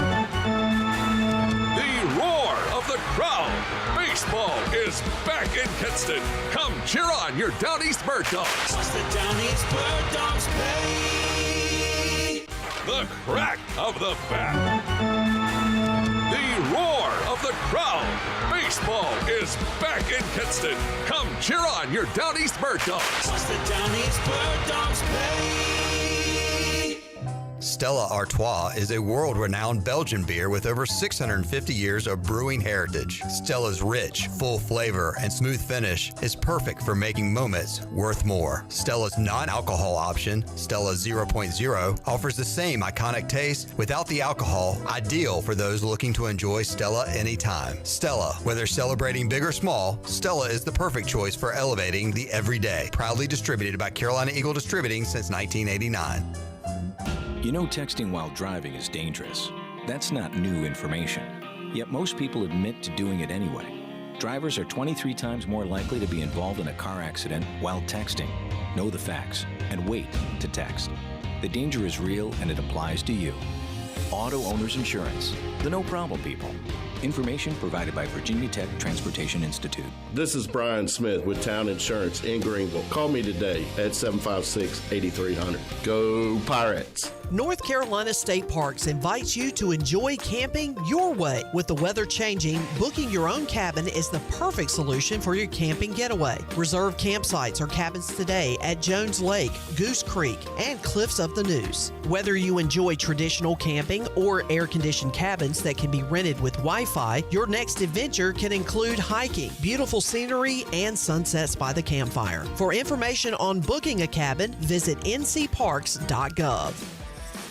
East Carolina Chrysler Dodge Jeep in Greenville has the hot deals this summer with Employee Pricing Plus. You pay the exact same thing as a factory employee. There has truly never been a better time to buy. Come check out the Ram 1500 at East Carolina Chrysler Dodge Jeep and get savings up to $12,000 on Motor Trend's Truck of the Year. You pay the exact same thing as a factory employee on a new Ram, and they still have 2024 Ram Heavy Duties in stock. Save up to $15,000 with employee pricing on the longest-lasting heavy-duty work trucks in the market. You'll also pay what a factory employee pays on a new 2025 Jeep Grand Cherokee. Save up to $9,000 on America's most awarded SUV, and an unprecedented $6,000 off on a new 2025 Jeep Wrangler. East Carolina Chrysler Dodge Jeep, across from the Cockerell in Greenville. Come see us! Offers do not include tax, tags, title, and $8.99 admin fee. See dealer for details. A quick getaway to paradise is as easy as breezing into 34 Degrees North restaurant at the Beaufort Hotel. Enjoy coastal Carolina cuisine featuring fresh local seafood or savor their hand-cut steaks. It's the premier dining destination on the Crystal Coast. The waterfront restaurant serves breakfast, lunch, dinner, and their popular weekend brunch. 34 Degrees North restaurant in Beaufort is open daily. Visit their website, 34degreesnorthrestaurant.com, or call 252-838-7250. 34 Degrees North restaurant at the Beaufort Hotel. Are you tired of dealing with IT headaches? Does this sound familiar? Slow computers, constant crashes, long wait times for IT support, and worries about cybersecurity. If you're nodding your head, it's time to call cybersharks.net. We handle IT so you can focus on growing your business. Fast, reliable, and always there when you need us. Call 321-7800 today and get IT support that actually works. Cybersharks.net. We keep your business swimming. This is Pirate Radio, WGHB Farmville, 1250 and 92.7 FM Greenville, WDLX Washington, 930 and 104.1 FM Washington.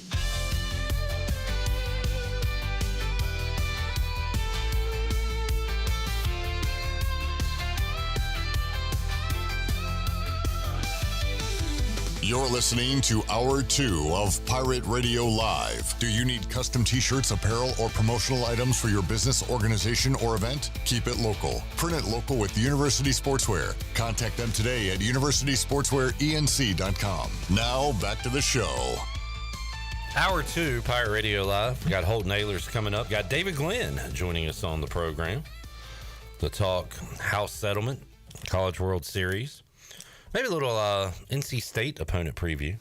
See what he thinks about Dave Doran's Wolfpack team that East Carolina will see coming up week 1 of the college football season. But right now, little basketball opponent preview and some chatter with Matt Present, who is not Making his Pirate Radio debut, we used to talk to Matt when he was the voice of the Down East Wood Ducks for a season or two.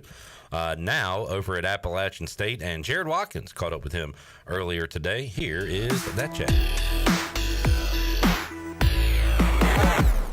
All right, joining us today on Pirate Radio Live, Matt Present, the voice of Appalachian State men's basketball. Matt, how you doing today? I'm good. I appreciate you having me. Yeah, no problem. Thanks for coming on. So baseball season wrapping up. App State's done, ECU's done, but the College World Series still going on. Have you been keeping up with that at all? Yeah, I've actually been following that more this year than perhaps any year before. I grew up a pretty well-rounded sports fan, but it's kind of funny just where my interests lie right now. I've watched a little bit of the NBA Finals, not a whole lot of the NHL, and even this weekend, I was more locked in on the College World Series than I was on the U.S. Open. So I don't know if that's just kind of where, having a Sun Belt school represented and having some really good baseball being played, or if that's kind of just, happenstance. But yeah, it's been fun. Yeah, I'm in the same boat. Normally, I'm watching every finals game, every minute of it, but I have barely watched any of that. I've been locked in on the baseball as well. And I guess it's because I've covered almost every ECU baseball game. I was in Conway for the regional, so I don't know if it has to do anything with that, but I'm surprised at myself for watching as much college baseball as I have this year. So App State finishes season 23-31 in baseball this year. What were your thoughts on the season and just how everything wrapped up there?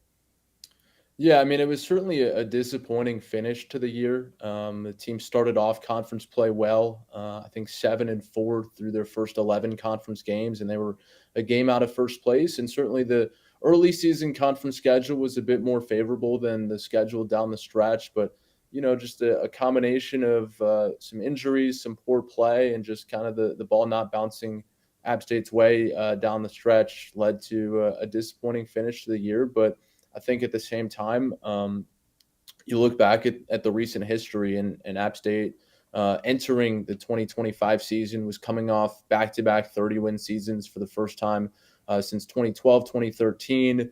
The 2024 season was the winningest year since joining the Sun Belt. And so I still, even despite kind of a bumpy finish to the 2025 season, feel really good about where this App State baseball program's headed.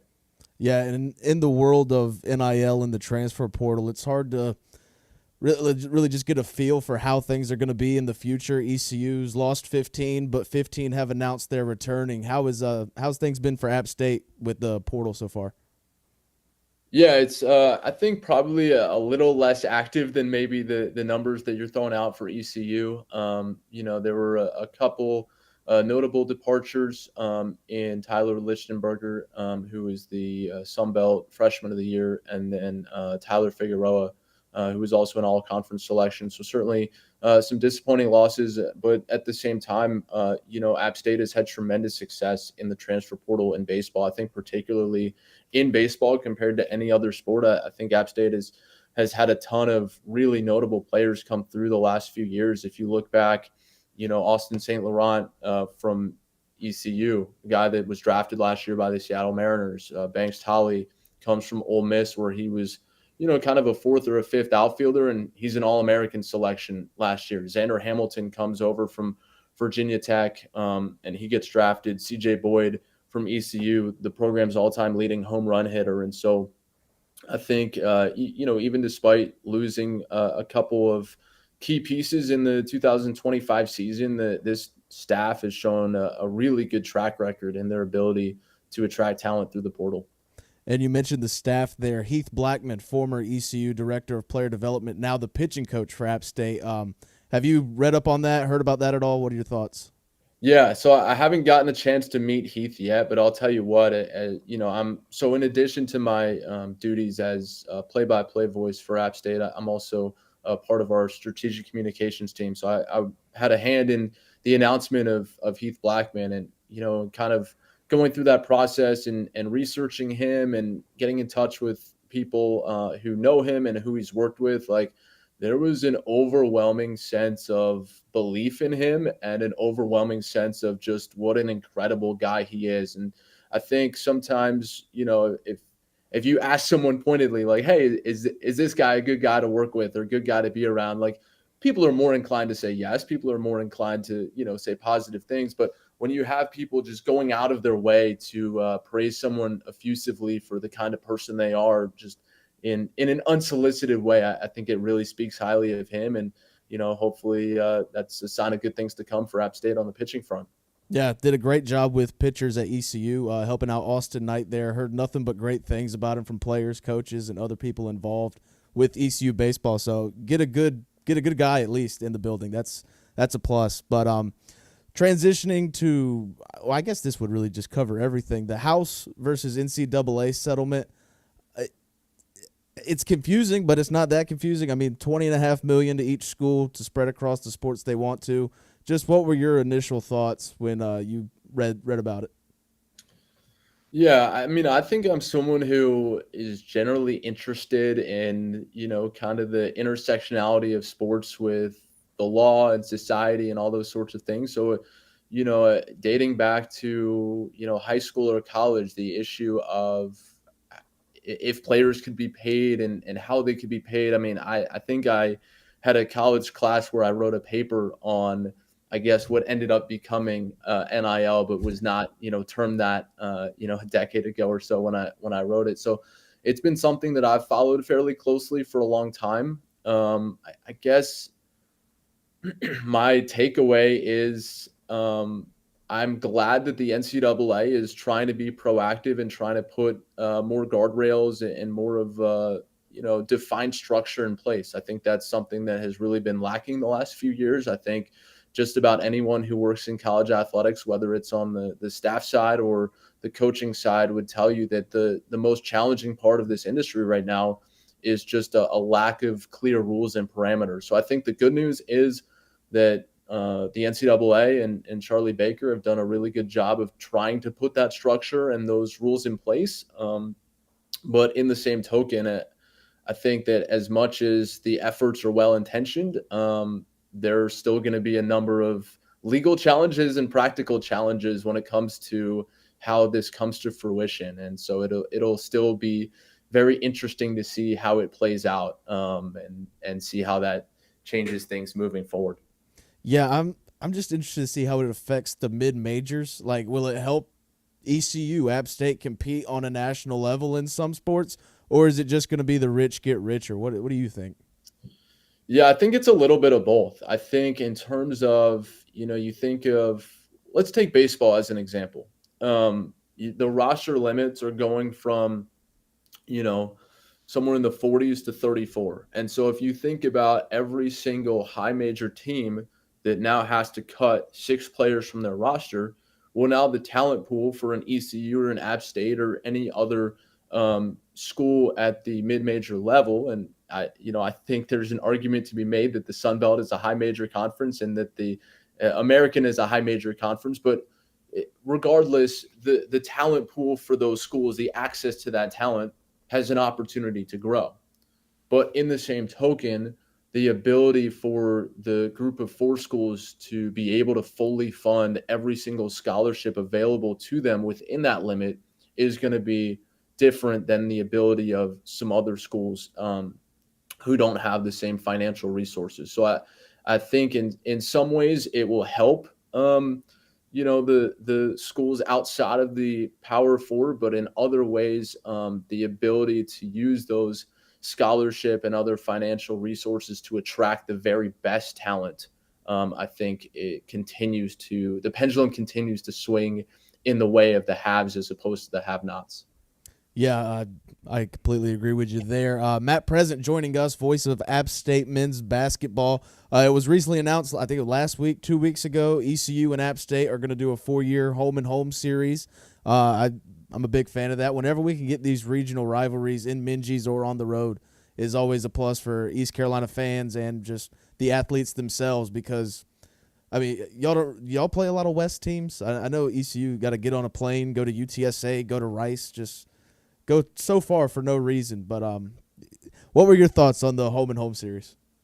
Yeah, I'm with you. I think it's great. I think it's great for both schools. I think it's great for the region. I think that the Sun Belt has probably a more favorable travel schedule than the American does, just in terms of the geographic layout of the conference. But I think, anytime you have conference realignment, I think we've seen that, the travel and the rivalries and the opponents get spread further and further apart. And so, I think it's great to have two schools that I think are on pretty similar footing. We certainly have seen the enthusiasm and the passion for the football series that has been in recent years, and so hopefully that translates to similar sentiment to a basketball series. And I'm certainly looking forward to coming to Minges next year and to have this on the calendar for the next 4 years. Yeah, looking forward to it as well. ECU kept a couple of players. They kept some star guys in Jordan Riley and Jay Shane Woodard, also Reed Case and a big guy. But R.J. Felton, C.J. Walker gone, our top two contributors last year. What's App State's roster looking like in basketball? Yeah, I think App State's in a similar boat. They had C.J. Huntley, who right now is going through the NBA draft workout process, and we'll see where things fall for him here next week. But he was a key contributor, and then Miles Tate at the point guard position. Those two guys really shouldered the load, and both have exhausted their eligibility, in addition to a few others who've departed. And so, there certainly are some young contributors that saw rotational minutes last year, but they were not, the lead guys in terms of production. And so there's a combination of guys who are going to need to step up and take that next step developmentally, whether that's a guy in the guard spot like Alonzo Dodd or a guy in the front court like Luke Wilson. But I also think this team has done a really good job throughout the transfer portal this offseason. I think the guys that are probably most intriguing are a guy like Kason Jennings from South Florida. That's a program that has certainly had some good success in recent years. And then Aaron Banks, a guy that App State knows well, who transferred from Georgia Southern, a guy who can shoot it long, really long, and active perimeter defender, I think is where he might make the biggest impact. And then a guy that I think it might be the most intriguing, and I guess in some ways you call him a returner, in other ways you call him an addition.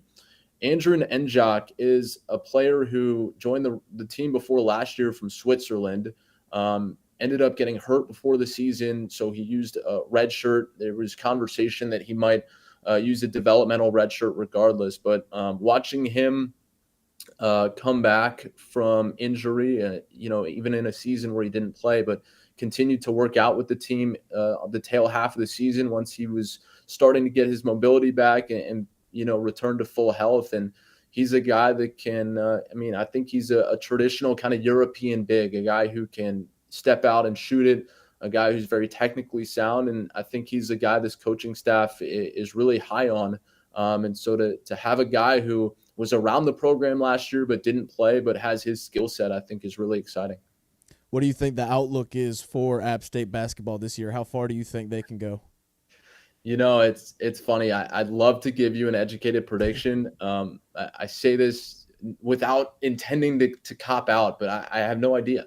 I think the track record of this coaching staff is really good. They've been above 500 or 500 or better in all 6 of their seasons at App State, just a year removed from first place finish in 2024. And, certainly it's a staff that's produced really good results. And so I think that would lend you to believe that they would be a top 6 team in the conference.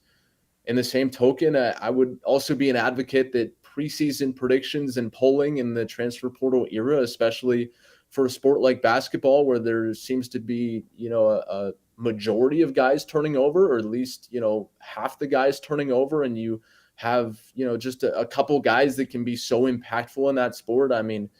Man, it feels like such a crapshoot every single year. You see the preseason all-conference teams announced along with the preseason poll, and you kind of shrug your shoulders at this point. How accurate could it really be? So, I think that's kind of my answer. I think the track record suggests that this team will continue to have success so long as Dustin Kearns and his staff are here. But in terms of what that looks like with a largely new group of guys, and, even if you have 1 or 2 guys leave, the chemistry and the dynamic of every team is slightly different. And you could say that for all 14 teams in the Sun Belt. So it'll certainly be interesting to see how that all comes together.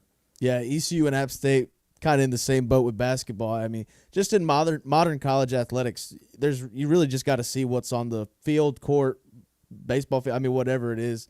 But Mike Schwartz has continually got better, so hopefully it's another good year for ECU basketball. Before we talk a little football, there was a question posed last week by former ECU basketball coach Mac McCarthy, and I wanted to get your thoughts on it.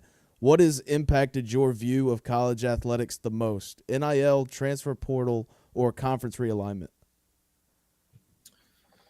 Man, that's a good question. I guess I impacted my view in what way? It could be positive. It could be negative. Just I said for football, it's conference realignment because you get more of these entertaining matchups early on in the season. But for like basketball and baseball, I'd say transfer portal just because, when the baseball season ended, it's not like, all right, let's move on to summer stuff or football in the fall. Now we got to sit here and wait to see what's going on. Yeah, I would probably say for basketball, it would be the transfer portal. Certainly all those things I think are some degree intertwined with one another. But I think the biggest thing is you get to the end of a season, and regardless of if it's a successful season or an unsuccessful season, right now you get to the end and you have no idea what the team is going to look like 6 months, a year, let alone 2 or 3 years from that point in time. And certainly that's challenging to navigate, but it's the reality. And that's not an App State problem or an ECU problem. I just think it's something that the entire college basketball world has had to grapple with and ultimately adapt to. But I think in terms of it impacts the game in so many different ways. It impacts how the coaches spend their time because they are recruiting 12 months out of the year. You're not recruiting a specific class that's going to come in and be with you for 4 years. You're recruiting an individual team for your very next season. And certainly you're still trying to look beyond that, but the way you allocate your time and resources has changed significantly. And then your ability to develop chemistry is limited. It's different. Your ability to scheme X's and O's, I think, has also changed. And I think we've seen, I think the individual player talent level in basketball continues to grow. But I think with the exception of some really elite coaches and teams, I think a lot of teams are doing really similar stuff and really stuff that might be more simplistic than in years past because you don't have 3, 4, 5 years to develop a guy in your offense, right? You're tailoring what you were doing on offense and on defense to the guys that you have that year. And so I think because of that, there is less sophistication perhaps. And so I think it all looks different, but I don't say that it necessarily is a negative or a positive. I just think there's so many different areas within the sport that have had to change because your time with a particular player or group of players looks so different than it did a few years ago. Yeah, Matt Present joining us a little bit on football. Joey Aguilar goes to UCLA and then to Tennessee in the span of a couple months due to the Nico Amalivia thing. But who's going to be starting for App State? I know y'all brought in J.J. Cole from Iowa State and A.J. Swan from LSU. Has there been a designated starter yet for the beginning of the season? No, and I would not expect that we get an announcement on who that starter is until the week before our first game or the day before our first game. I think a lot on that is going to be held pretty tight to the vest. And I think, when you have – we talked about the turnover on the basketball side, but there's been a ton of roster turnover on the football side. And certainly, I would expect that as our football staff, Dal Loggins and company, go out and recruit both, through high school and through the transfer portal, they have an idea of where they see certain guys plugging in. But until you get them on campus in the summer, until you go through fall camp, I don't know that they know. Right? I certainly think that they have a hunch and that as they go through the process of bringing in players have projections, but I would think that just about every position is written in pencil and not pen at this point. Yeah, it's crazy. Clip Brock, the host of our 3 to 6 show, he talked to Corey Glore of Tulane the other day, and you just think Tulane, hey, they're going to win 10, 11 games, maybe compete for a playoff spot, win the American, but even they don't know who is going to be their starting quarterback. So it makes me appreciate what ECU has right now in Caden Hauser. We already know who's going to be starting week 1. There's no pressure, no stress to try and figure this out. So it makes me appreciate him a lot more. And before we let you go, rumor, report, whatever you want to call it, on Twitter this morning about the Sun Belt Conference reaching out to ECU to gauge interest. I don't think anything's going to happen to this, but what do you think about that? Well, I think it kind of goes back to our conversation about what the basketball matchup means. I don't know that it's going to work out from a conference standpoint, from a high level financial standpoint. Like, there's so many things that go into what makes a team a fit and what allows a team to make a jump from one conference to another. But, if you set all that aside and you simply say, would it be good for ECU to be in a conference with App State, and would it be good for App State to have ECU in the Sun Belt? I think the answer is yes. You have a team that is of similar stature. You have 2 very passionate fan bases. You have the proximity.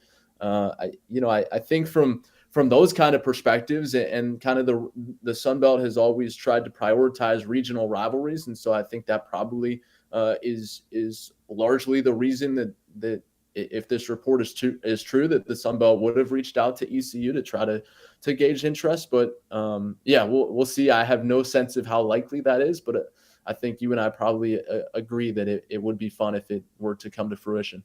Oh yeah, it would definitely be fun. I mean, Dowdy Ficklin being packed out last year for the App State ECU game. Whenever ECU goes to Boone or they play in Charlotte, being at the Conway Regional this year against Coastal Carolina. It makes a lot of sense when you see those games being played, but obviously you got to figure out the money and the financials. So that's where I get a little iffy on. I don't think it's going to happen. I don't really know if I want it to happen based off how much money we'd be getting. But Matt, thanks for joining us today. Hopefully we can get you in studio whenever you come down here for the basketball game. All right. Sounds good, Jared. A real Thanks present for having for all of us. Matt Present joining us today on Pirate Radio Live. Good to see Matt and hear from him. And glad he's doing great in his career. Good stuff, J-Bone. Appreciate it. When we got them on football again? We don't have them this year. I know. My question was, when do we have them in football again? Maybe next year. Let's look at ECU future football schedules. Carolina. I asked that because we really need to beat them. Yeah. I'm tired of losing to App State. We'll get them here in 2026. All right. Bring it on. And I'm going to go ahead and circle that. Must win. Well, I'm not going to go as far as I was going to go. How far are you going to go? I was going to go pretty far, like how far I went with Mike Houston and Charlotte. You have to win that game? I'm not going to go there. Right, that's where I was thinking of going. He's never. But that's how bad I want to beat Appalachian State. I'm tired of losing to those guys. Yeah. No, you cannot go that far. No, I'm not ready to go. Got to give Blake Harrell at least one game. All right, that's far out, man. How about it? How about this? Blake Harrell loses to Campbell. Get him out of here. This year? Yep, out of here. Week 2. What if we beat State week 1? And then lose to Campbell, you're saying get him out? Yeah, because that would hell yeah, that would ruin. hell yeah, that would ruin the whole season. Well, I mean, what if we go? I mean, I guess he wouldn't stay as long to see. Then interim coach John David Baker would be 11-1. Who would be the interim? I don't even want to think about firing. I know. I'm kidding. I just want to beat App. That was my point. That's not even something you joke about, Clip. I know. That's not even funny. Yep. Bad on me. Bad. You know what? It wasn't even a joke. It was a thought. It was like, we got to beat these guys. Well, next time, keep that to yourself. Fine. Let's just, just lose to them. What do I care? Who cares? Oh, man. Sunbelt, hell, be lucky to join the MAC. I would love for East Carolina to be in the MAC. Maybe not now after damn Northern Illinois leave. We would have no Saturday games. That'd be awesome. Tuesday, Wednesday. Get your weekends for free, man. East Carolina we wouldn't even have trivia Wednesday. Yeah, we'd have to do it on the Bud Light pregame tailgate. I would mix in a question after every, preview or sentence. Do all the trivia regulars show up here? Yeah, in the lobby. And we could have 3 teams in there. We could have 3 or 4 in there. Yeah. We can make it work. And one right in front of me here. Mm-hmm. Let's take a break. We'll come back. More to go, hour 2. One topic I want to get to, if not today, at some point, cringiest players that play for your favorite team. I saw this on Reddit, and it was for college basketball. But, who are the should we do cringiest ECU guys? We could do that. We could do cringiest Panthers, Commanders of all time, cringiest Hornets. That list goes on forever. Yeah. Cringiest Braves. But I think that would be a fun. Who's a guy that was on your team that you thought was, if this guy wasn't on my team, I'd probably hate him. Yeah. So think about that. More to go. Pirate Radio Live. Back with you after this.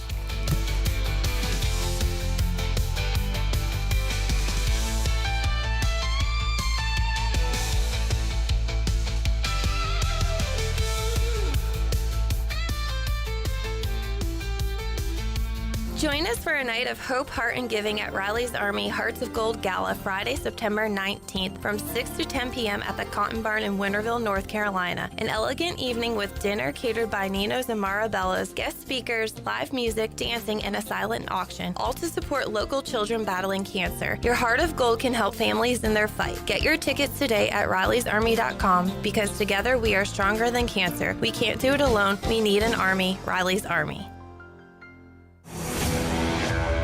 The best burgers around. Everyone loves a thick, juicy, and fresh burger. Tiebreakers does real burgers better than anybody. And don't forget about the cheese sticks, fresh salads, and more. So don't just go to any burger-themed restaurant chain. It's time to break the chain and eat local.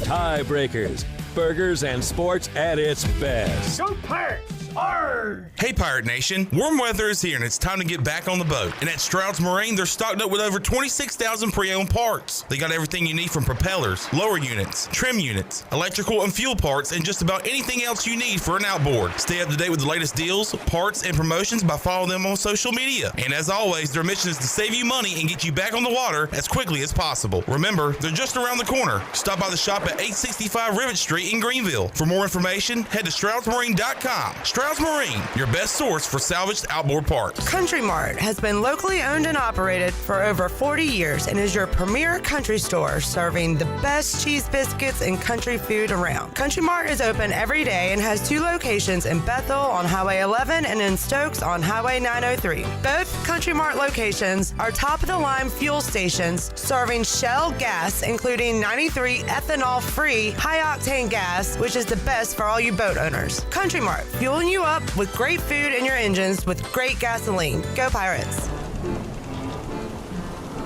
Arr, matey. This old ship's looking worse than a sea monster's backside. Look at these splintered planks, this saggy deck. It's a bloody mess. Ah, you be right, mate. Even the galley's a disaster. Me kitchen's more like a dungeon than a place for cooking. What we need is someone who can fix this old tub, make it shine like treasure. Wait, I've heard of KDL Construction in Greenville. Kathy Herring and her crew do magical things with remodeling. They can fix up kitchens, bathrooms, even whole ships. Homes. Aye, and she talks to her crew like a true captain. No surprises, just smooth sailing. I heard they got a skilled crew with cabinets, counters, and everything we need. Aye, let's call KDL Construction, mate. It's time to turn this rust bucket into a beauty. I'm gonna visit KDLConstructionLLC.com today. KDL Construction, turning your home from shipwrecked to ship-shape. Arr! Miss, your burger is served. Thank you. And if I may suggest a pairing, this is our finest Pepsi Zero Sugar. The sweetness of Pepsi perfectly balances the savory notes of your burger, while the citrus and carbonation elevates the taste for a truly stunning flavor profile. Bon appetit. Now that is one perfect combination. If this is how the other half lives, I could get used to this. Burgers deserve Pepsi. This is Brian Harris with 360 Golf Carts, Pitt County's go-to shop for all things golf carts. We have E-Z-Go, club car, and utility carts to choose from. Whether it's for the beach, riding around the neighborhood, or working in the yard, 360 Golf Carts has the perfect ride for you. If you have issues with your current cart, take it by my shop for an expert's diagnosis. From parts to sales to service, we have you covered. We will even deliver right to you. So come see me, Brian Harris, on Highway 43, just past D.H. Conley High School. 360 Golf Carts, Pirates supporting Pirates. If you think football never ends, then you belong with us. Pirate Radio, the voice of the Pirate Nation.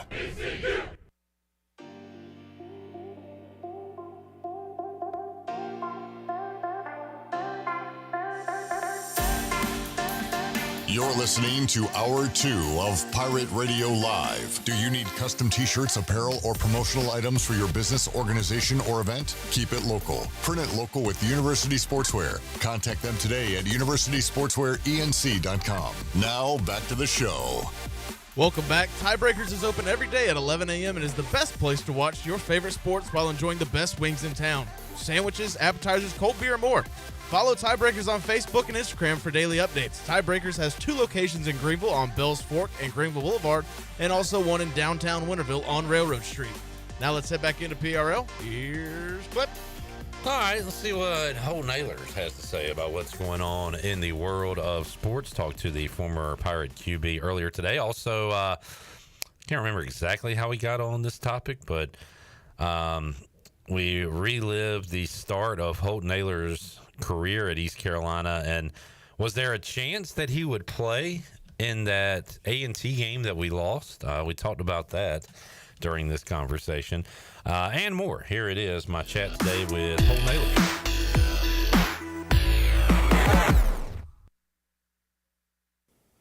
Joining us today on Pirate Radio Live, former ECU quarterback of the Arlington Renegades, host of the Holton Ahlers Show, and getting ready to be married, man. He is Holton Ahlers. What's up, Holt? Clip, what's up, man? Yeah, I'm finishing the final days right now, so yeah, stress is high, but we're built for this. Wedding Watch 25. Holton, kind of talked about this before, but can you compare the stress level between this and playing football? Not comparable at all. I feel like I was built to play football and handle the stress of football, handle the stress of playing quarterback. Not so much for wedding planning. It's not my thing. That's why I'm going to do it one time. This is it. And then the rest of my life, I'm just going to live happily married. All right. Holton Ahlers, one and done at the altar. When is because you talked about the UFL, and it sounds like you want to play more, obviously, but you're having a lot of fun and sounds pretty stress-free. You were here at East Carolina and played in so many games by the end of your career. You weren't stressed, but, like, when was the last time you felt nervous on a football field? Like, I mean, that North Carolina game, your first ever game, you had to have nerves, right?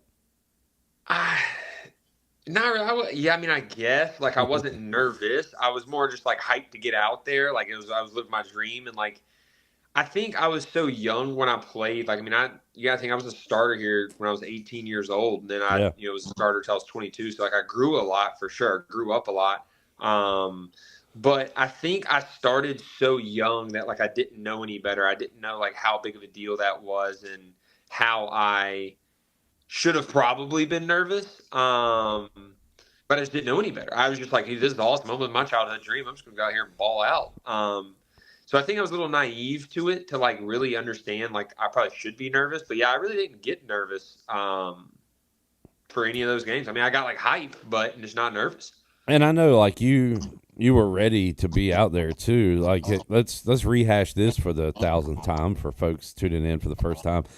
That North Carolina game was week 2. The previous week, ECU lost to an FCS opponent.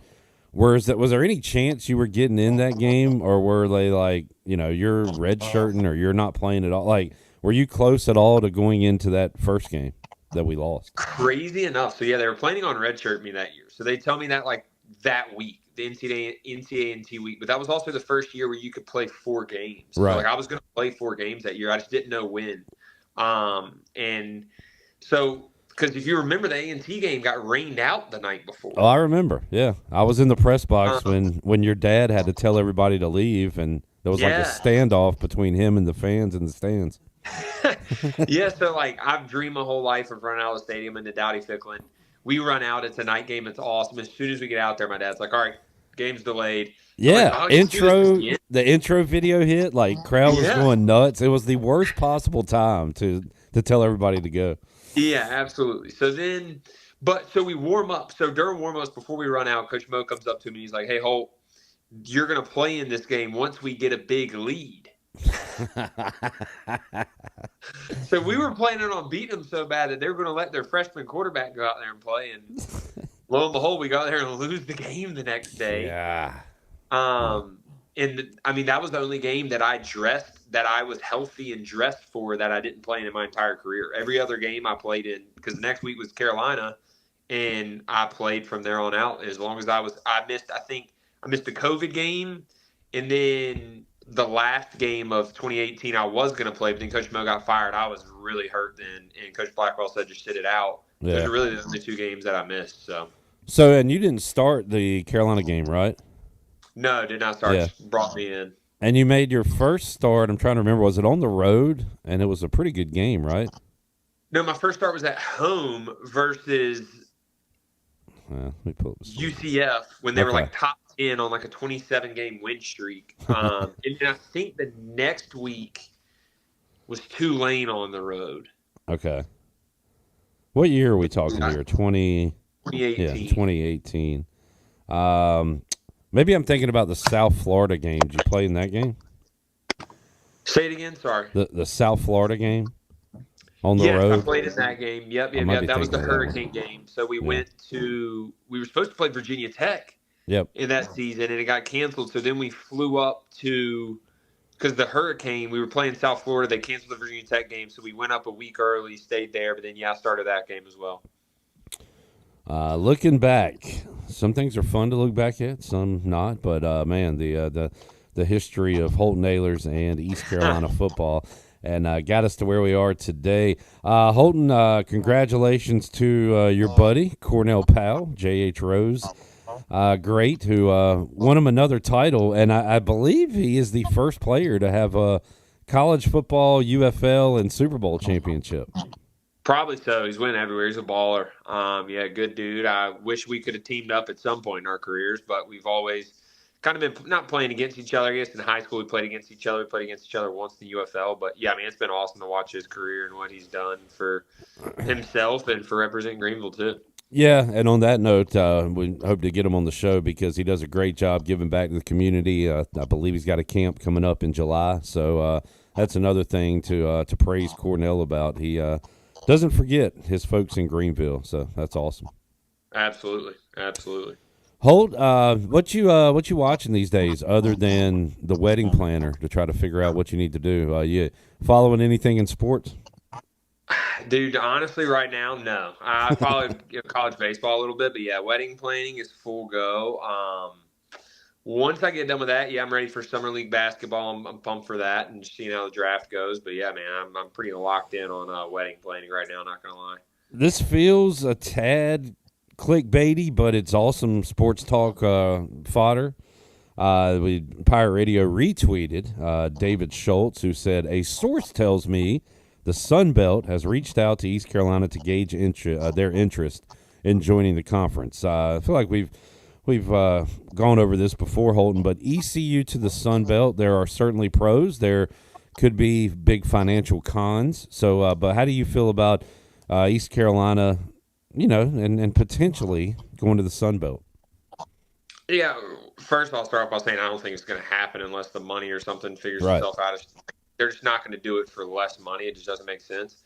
I love the regional aspect of it. I think for where everything is headed, I think you got to stay in the American. I think it's more realistic that the American adds Sunbelt teams than Sunbelt adding American teams, unless there's a new TV deal or something like that. But I will say, if you look at the New Age American and compare it to the Sunbelt, I like the matchups better in the Sun Belt, I would get more excited about that. I would get more excited about getting some local rivalries. Now, it might take years to build those local rivalries, but playing Rice, playing Tulsa, like some of these schools now, I mean, it's just tough. North Texas, like it's tough to create rivalries or any, like, are people going to get excited about them coming into Greenville? And you can also make the argument there's schools like that in the Sun Belt, which understandable, but there's also a lot of good local schools. So it works both ways. But I see more, I wish in the best world possible, they would merge and make their own kind of like super G5 conference and then make it really competitive and make it good TV. I'm sure you get a good TV deal out of it too. So that would be my, like, if I was the commissioner, if nothing else mattered but just matchup purposes and all that, all these leagues are combining. Why don't we combine those two and make like a good G5, conference? Yeah, and you say it might take a while to develop some of these rivalries. If you look at the Sun Belt East, we already have rivalries with some. Yeah. Like Marshall was our best rival in Conference USA back in the day. They're in the East. James Madison used to be in the CAA with East Carolina. Old Dominion, I'm sick of playing them, but hey, if we're going to play them every year, at least make it a conference game. Coastal has become a fun little rivalry. You beat them in a bowl game, and they knocked us off in baseball, and that's been fun. And then, of course, App State, and they've had our number here over the last few years. So those are just the schools in the East. I almost wish, Holt, I've heard somebody say this, take the schools in the East of the American, put those with the Sun Belt East, and let our American Texas schools go play the West, and let's split it that way. Well, I mean, you just said I played at ODU. It was a sold-out crowd. I played at Marshall. It was a sold-out crowd. They played at App State the year after me. It was a sold-out crowd. And JMU would be pretty most sold-out crowd. So, like, why wouldn't – like, these are really good schools that are really good. And we're not even just talking about football. Like, if you can create this with – I mean, the fun part about being a fan now, like, now that I'm done playing football, at least in college, is, like, you realize, like, fan bases, like you're saying, like Coastal Carolina, like, us playing them in a bowl game kind of created a little rivalry on social media with the fans. Now when they play in baseball, like there's already a little tension there, and then it just keeps growing. Well, imagine if next year we played them in football. Well, we do play them in football next year. So there you go. But imagine if that was a conference, it was a conference game, and you're trying to win the conference every year. Like, these things matter, and that's why I think it makes a lot of sense. But sadly, financials and TV rights and a lot of other things go into it. But I will say on the other hand, financially, long-term, traveling these non-revenue sports, you want to play closer. You don't want to fly your whole teams to Texas, to spend these months. You want to be as close as possible. So that makes a lot of sense logistically, but TV rights kind of own it all right now. Jared, didn't we play Coastal in basketball last season? Yeah. Huh? There you go. Yeah, there you go. So there you go. And I kind of crapped on Old Dominion there for a moment, but I would like to see one of these teams on the schedule in non-conference every year in football. 100%, yeah. Marshall, James Madison would be great. I looked at who's the team Holton to get in. What, Jarrett? We beat them by 4. That's whooped them. Yeah, okay, we'll take that. But Holt, getting one of these teams on would be fun, with and I looked at a too early kind of group of 5 who's going to be the Boise State this year. It could be Boise State again, but James Madison was on that list of potential teams, along with Tulane and Navy that I looked at as far as who could be making the playoff. But anyway, yeah, man, if you could somehow mix and match the AAC and Sun Belt, we could have a real good league. But anyway, I mean, I just think like you look at the American, and I mean this in the best way possible. Like, who are the big brands now? It's Army, Navy. I guess you say Tulane. But Tulane's not a big brand, but they're a really good football team right now. Yeah. Agreed. ECU. Memphis is Memphis a brand, Holton? What do you think? They're good at football, but everyone views them as basketball, I think. Yeah.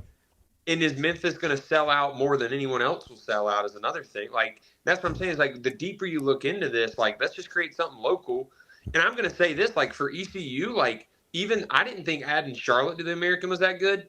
The Charlotte football games are fun to go to now because the fans chirp. They get used to each other. Now it's insane that we've lost 2 in a row. But it's just something to having a local, like, it has more feel when you go to work the next day.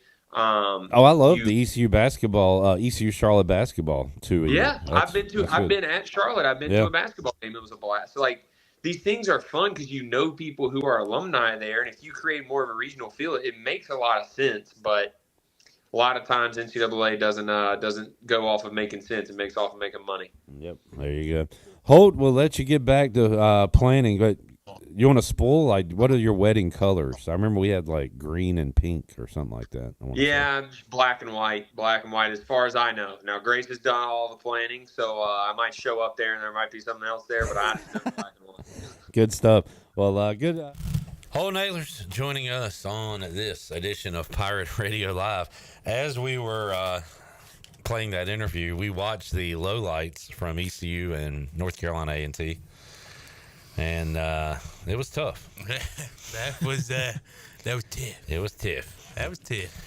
Good to hear the late great voice of Jeff Charles. Yeah, on the call in those. Unfortunately, there was a bunch of highlights with his voice on it.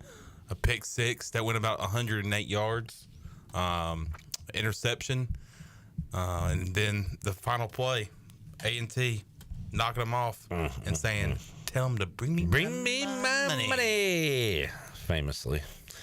All right, let's take another break. We'll come back. We'll wrap up hour number 2. Got DG, David Glenn, joining us hour 3, plus our Fleet Feet Rundown. We'll be back with more on Pirate Radio Live after this.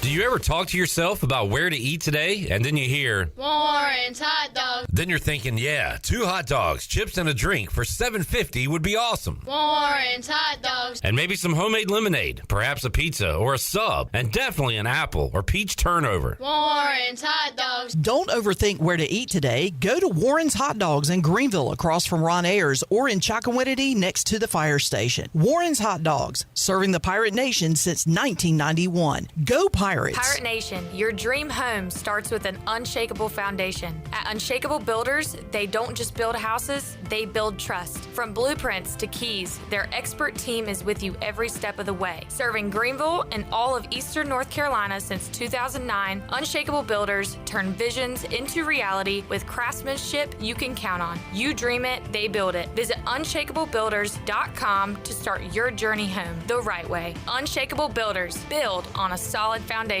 Doug Henry of Greenville is looking for your trade-in and your business. Doug Henry of Greenville is right on the corner of Greenville Boulevard and Memorial, and always right on the price and looking to beat every offer out there. Bring in any offer from CarMax, and they will beat it by $500. Just bring it in and you won't be disappointed. Doug Henry of Greenville has over 300 vehicles to choose from and brand new inventory arriving daily, and you can always check them out online at DougHenryGreenville.com. Doug Henry, right on the corner and right on the price. You love U.S. Cellular Home Internet. It lets you do all your favorite things because it's fast, reliable, and affordable. Switch to U.S. Cellular today and do the things you love with internet you love. Just pay $39.99 a month when you bundle with a wireless plan. And if you don't love it, you have 15 days to let us know. Built for us. Terms apply. See uscellular.com for details. This is Brandon Tate, owner and operator of Atlantic Wireless, an authorized agent for U.S. Cellular since 1997. Visit AtlanticWireless.com to find the store near you. We go beyond the call. Are you thinking about purchasing a new home? Stop by and see us at Integrity Home Mortgage at our new location in Greenville at 1420 Arlington Boulevard.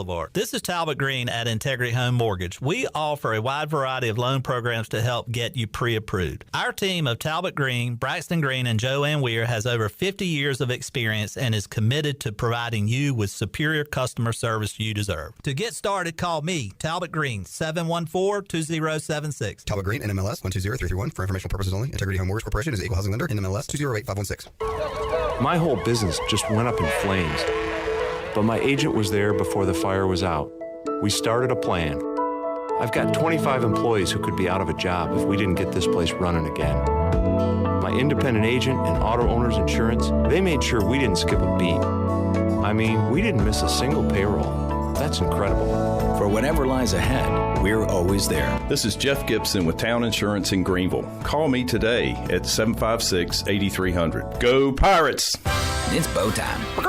Bojangles is shaking up breakfast with the return of its sausage Bowberry biscuit. Savory, sizzling, country-style sausage topped with a drizzle of sweet icing, served on a made-from-scratch buttermilk biscuit stuffed with bowberries. Just when you thought you knew where breakfast was going, Bojangles flips the script. Right now, get 2 sausage Bowberry biscuits for just $5. But hurry to Bojangles, because even though breakfast is served all day, this deal is only here for a limited time. Order yours today. It's Bow time. East Coast Grading and Utilities is your source for clearing, hauling dirt, and concrete work. East Coast Grading and Utilities handles all sewer and water issues as well. I'm David Vaughn. Whether putting in a new subdivision or helping you with any and all of your drainage problems, I can get the job done. Call me at 531-7494. No job is too big or too small. East Coast Grading and Utilities. Friends helping friends. 531-7494 for East Coast Grading and Utilities. Pirate Radio. An actual pirate? Obviously. Duh. The voice of the Pirate Nation.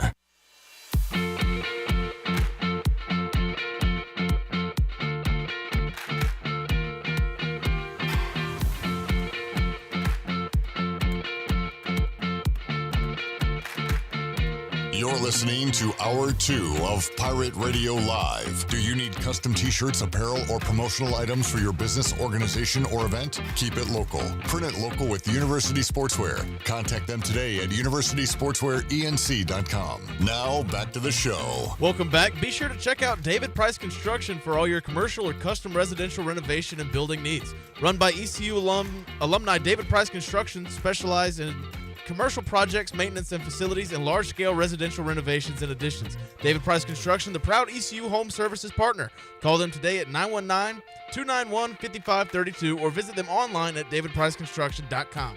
Now let's head back into PRL. Here's Clip. Well, we'll talk about the Pack a little bit coming up next segment with David Glenn. So might as well get a David Price Construction countdown to kickoff. Chan Man, where we at? We are at 71 days. 71 days until ECU, NC State kick it off from Raleigh. A rematch for the Wolfpack from the Military Bowl game. So very excited about the opening game for the 2025 season. The first full season of Blake Harrell in the era of him being the head coach at East Carolina. 71 days away until the Pirates and the Pack go head-to-head for the second time in a row. That's crazy because next week we'll be in the 60s, the low 60s. And then the following week we're in the 50s, man. Yeah. Get out of here, dude. I mean, once you get past the 4th, training camp starts in the NFL. I mean, we're pretty much like a week away. When does NFL training camp begin? A month. Bo Brock, who I talked to today, said about a month. Brock? Yeah, it's spelled Brack, but he said it's Brock. Bo Brock. NFL announces training camp reporting dates for all 32 teams. The Chargers and Lions report first. Chargers veterans report July 16th. Wow. Lions on July 19th. They'll be playing in the Hall of Fame game on July 31st. So we are like... We're getting close. Yeah. We're getting really, really close. What are we watching, Sean? We're watching East Carolina and North Texas when the Pirates got down pretty big against the Mean Green. And they come back thanks to a couple of big plays by Rajay Harris. They just showed Rajay getting into a scrum and then breaking out of that scrum and going about 30, 40 yards to the house. So big play from Rajay. Going to miss him. Wish he could be back in town. Oh, wait. He is going to be back in town. He's going to be back in town at Tiebreakers on Friday with QC Kinetics. So thanks to our friends QC Kinetics. Now, which Tiebreakers? It's going to be the OG Tiebreakers over there at Bells Fork. That is 5:30 to 7 o'clock at Tiebreakers. We had the meet and greet with Rajay earlier this year at Shimmer Boutique. Great turnout for that. A lot of people came and took pictures and autographs with Rajay. They're going to be able to do it again thanks to our friends at QC Kinetics at Tiebreakers. And guess what? They're going to have more of those cards. And he's going to be signing some cards, taking some pictures. And that's happening Friday, 5:30 to 7 o'clock at the original Tiebreakers. So go out. If you haven't met Rajay, or if you already have met him and you want to meet him again, you can do it on Friday. Is this cost anything? It is totally free 99. Just show up and bring something if you want something signed. I think they are going to give cards out, those cards, but if you want something else signed, bring it.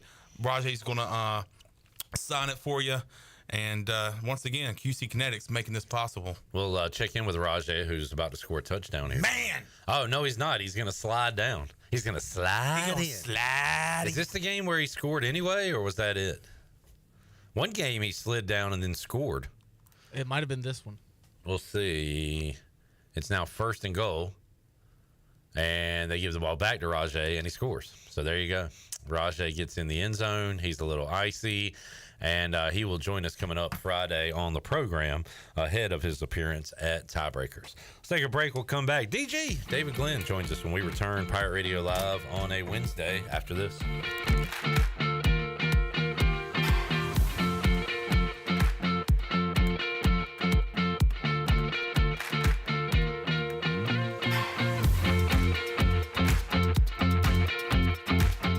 Michaels & Gateway Cosmetic and Family Dentistry has been Greenville's premier dental practice for over 40 years. I am Dr. Chris Gateway, and our mission at Michaels & Gateway is to provide exceptional dental care with compassion, integrity, and innovation, ensuring every patient leaves with a healthy, confident smile. Doctors Michaels & Gateway are committed to providing an outstanding patient experience with every visit. Not only do we offer all your dental needs under one roof, in most cases, we can take care of those needs on the same day. Bring your smile to us at Michaels & Gateway Cosmetic and Family Dentistry.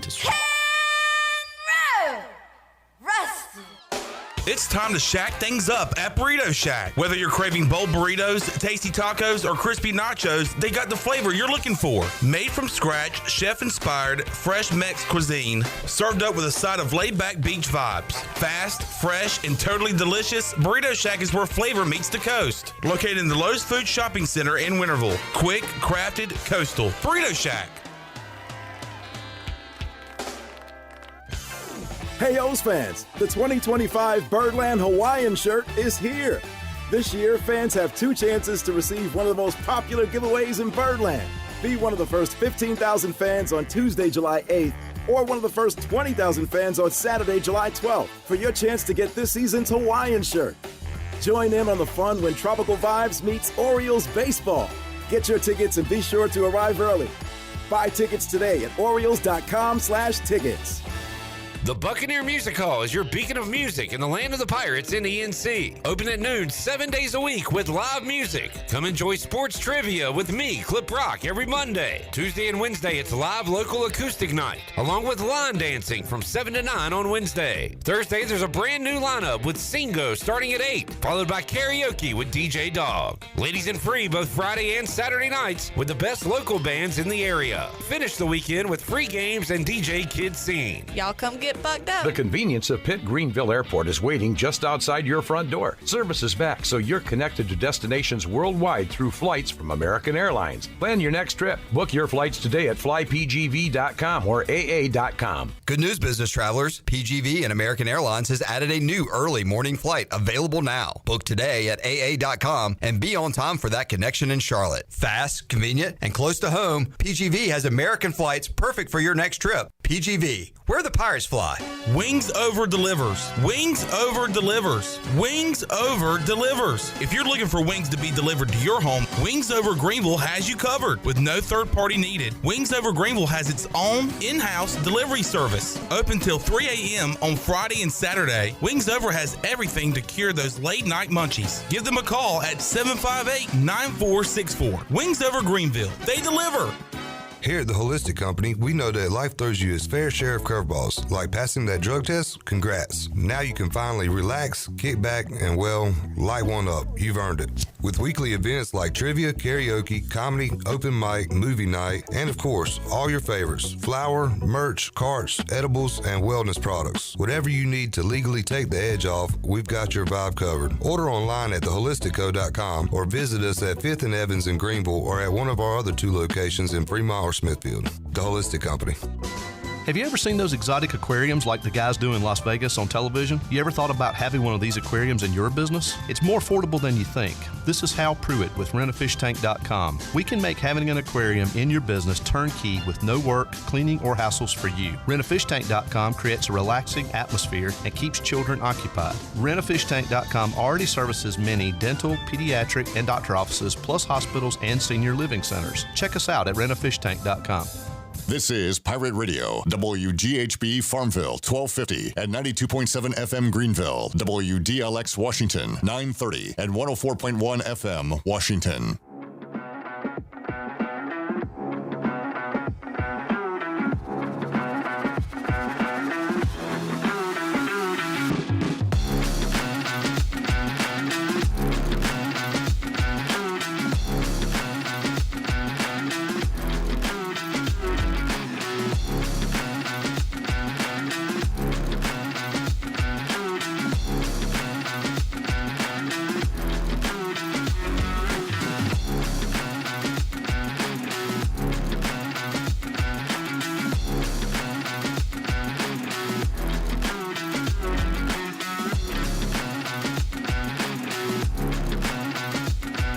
Listening to Hour 3 of Pirate Radio Live. This hour of PRL is brought to you by Bud Light, reminding Pirate fans to stay in the game and drink responsibly.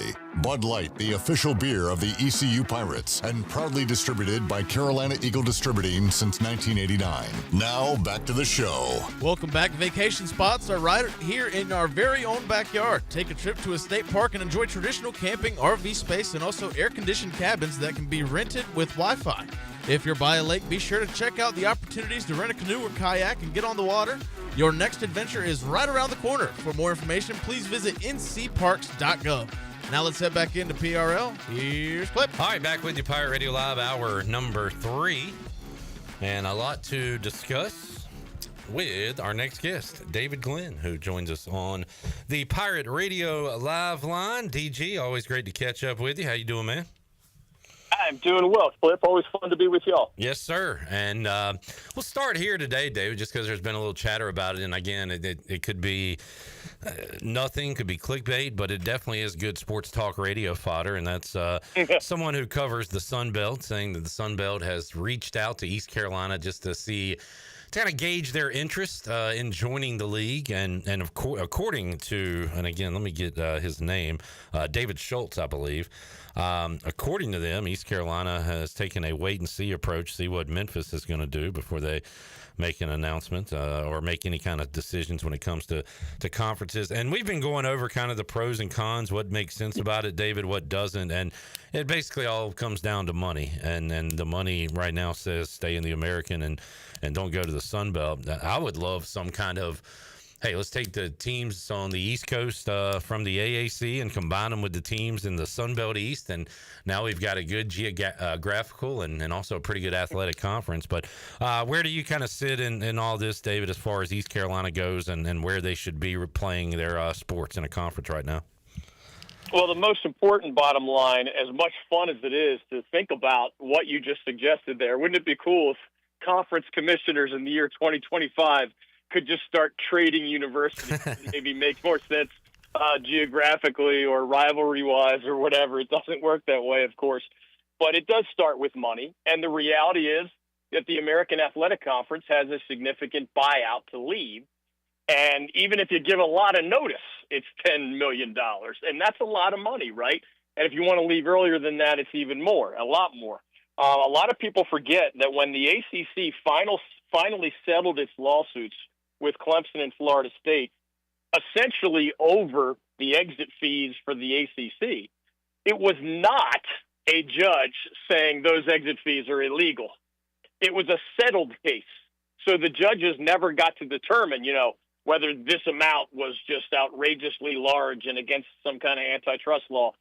So some people drew the wrong conclusions when the ACC kind of backed down by settling that case with Clemson and Florida State. But those exit fees are still legally sound, and the American provides enough in media rights that the money doesn't add up to just jumping to the Sun Belt, especially when those penalties are involved. What is the next domino, you think, David, to fall as far as conference realignment goes?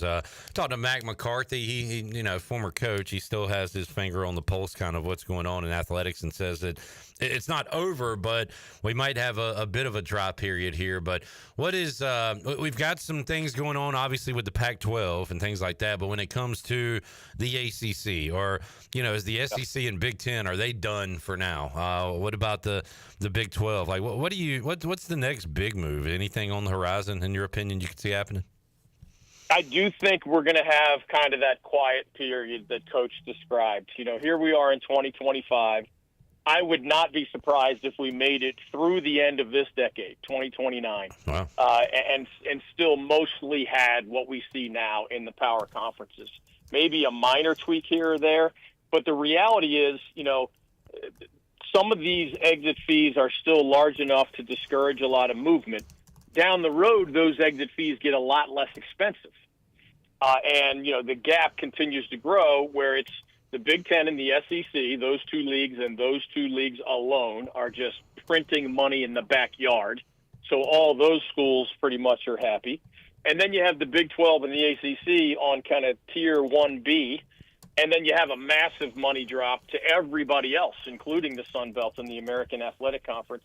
And the question becomes, what school out there could bring more money to the table for one of those Power Four? I know not everybody loves that phrase, but those top four conferences, what school could bring more to the table than they would take as an extra mouth to feed financially? Right. And Notre Dame is one answer to that, but Notre Dame is happy with its TV deal. Notre Dame historically loves its independence. Notre Dame has a safe landing spot for all of its other sports, mostly in the ACC. So the Irish, I don't think, are going to make any decision like that soon. And only if their TV deal goes sideways would they even consider that in the longer-term future. And remember, these leagues are getting big enough now, right? The schools that made the most sense have already happened, right? Oregon's in the Big Ten. And Southern Cal and UCLA are in the Big Ten. And the SEC has already raided the Big 12 for Texas and Oklahoma. So, I mean, there could be some movement around the edges, but, unless, maybe 5 years from now, ACC schools get itchy again because of that gap with behind the Big Ten and the SEC, then you could have some massive movement, whether it was a Clemson or a Florida State or even a UNC here in our backyard. Because I can promise you, the Big Ten would have signed UNC. I know for sure when Maryland left the ACC. Is that more than a decade ago at this point? So, again, those are back burner questions in my eyes. And the most recent stuff is the Pac-12 trying to rebuild itself. But we know that whatever it ends up looking like, it's not going to be anything like the ACC or even the Big 12. David Glenn joining us. David, speaking of conferences and the big boys jockeying for position, Brett McMurphy, I'm kind of fascinated to see where the next college football playoff goes and what it looks like. And most importantly, does an East Carolina, does a group of five, quote unquote, have a seat at the table like it does currently? This is a Brett McMurphy tweet from yesterday. Said conference commissioners have decided to, quote, start over, end quote, on determining the 2026 college football playoff format. We talked about this initially. Big Ten and SEC wanted 4 automatic qualifiers each, with 2 to the ACC and Big 12. Obviously, ACC and Big 12 pushed back on that. Now, we're going to see what happens when they come together again and what kind of format we're going to have, David. But do you think in the next format, does the favoritism go to the Big Ten and SEC, or is there going to be enough pushback for them to kind of separate it equally amongst the big boys and then, give the group of five one spot at the table like we see currently in the playoff format? Yeah, we're still going to see the group of five included. But we're also going to see the Big Ten and the SEC sort of in the driver's seat. They have the most money. They have the most leverage. There was pushback at that model because the ACC and the Big 12 were like, wait a minute. We realize we don't make as much money. We realize we have not put as many teams in past college football playoffs and even the previous iterations of the postseason in college football. compared to the Big Ten and the SEC. We all agree on all that. But 4 for those 2 leagues and only 2 each for the Big 12 and the ACC, I think they were objecting largely to just the size of that Grand Canyon. And if there's going to be a difference, maybe it's smaller than that. But I think the 5 automatic qualifier, the champions, the 5 highest ranked champions, plus 11 at-large format, 16-team playoff, I think that's kind of in the driver's seat right now. And yes, they need support for the new version. You could tweak the old version by kind of steamrolling everybody, but they need more cooperation from more leagues to get the rubber stamp on this new version starting in 2026, as you said. And if it's just too abusive of all those other leagues, well, they're not going to get enough votes to put it through. But it's going to grow, and yes, the group of 5 will be included. It's just a matter of how they sort out those details when they go to 16. David Glenn joining us, and yeah, if you go that 5 champion automatic qualifier, I mean, I hate to say it, but with the at-larges, how many SEC and Big Ten teams are going to get in amongst those at-larges? Hell, why stop it at 4 apiece, right? Could be more, but interested to see how it all shakes out. And yeah, Dave, we will see a bit of a modification to the playoff this year, where you're not going to have Boise State and Arizona State getting a bye like they did last year, which I'm okay with. Just seed it like it should be seeded. But as long as everybody's got a seat there, I'm okay with that.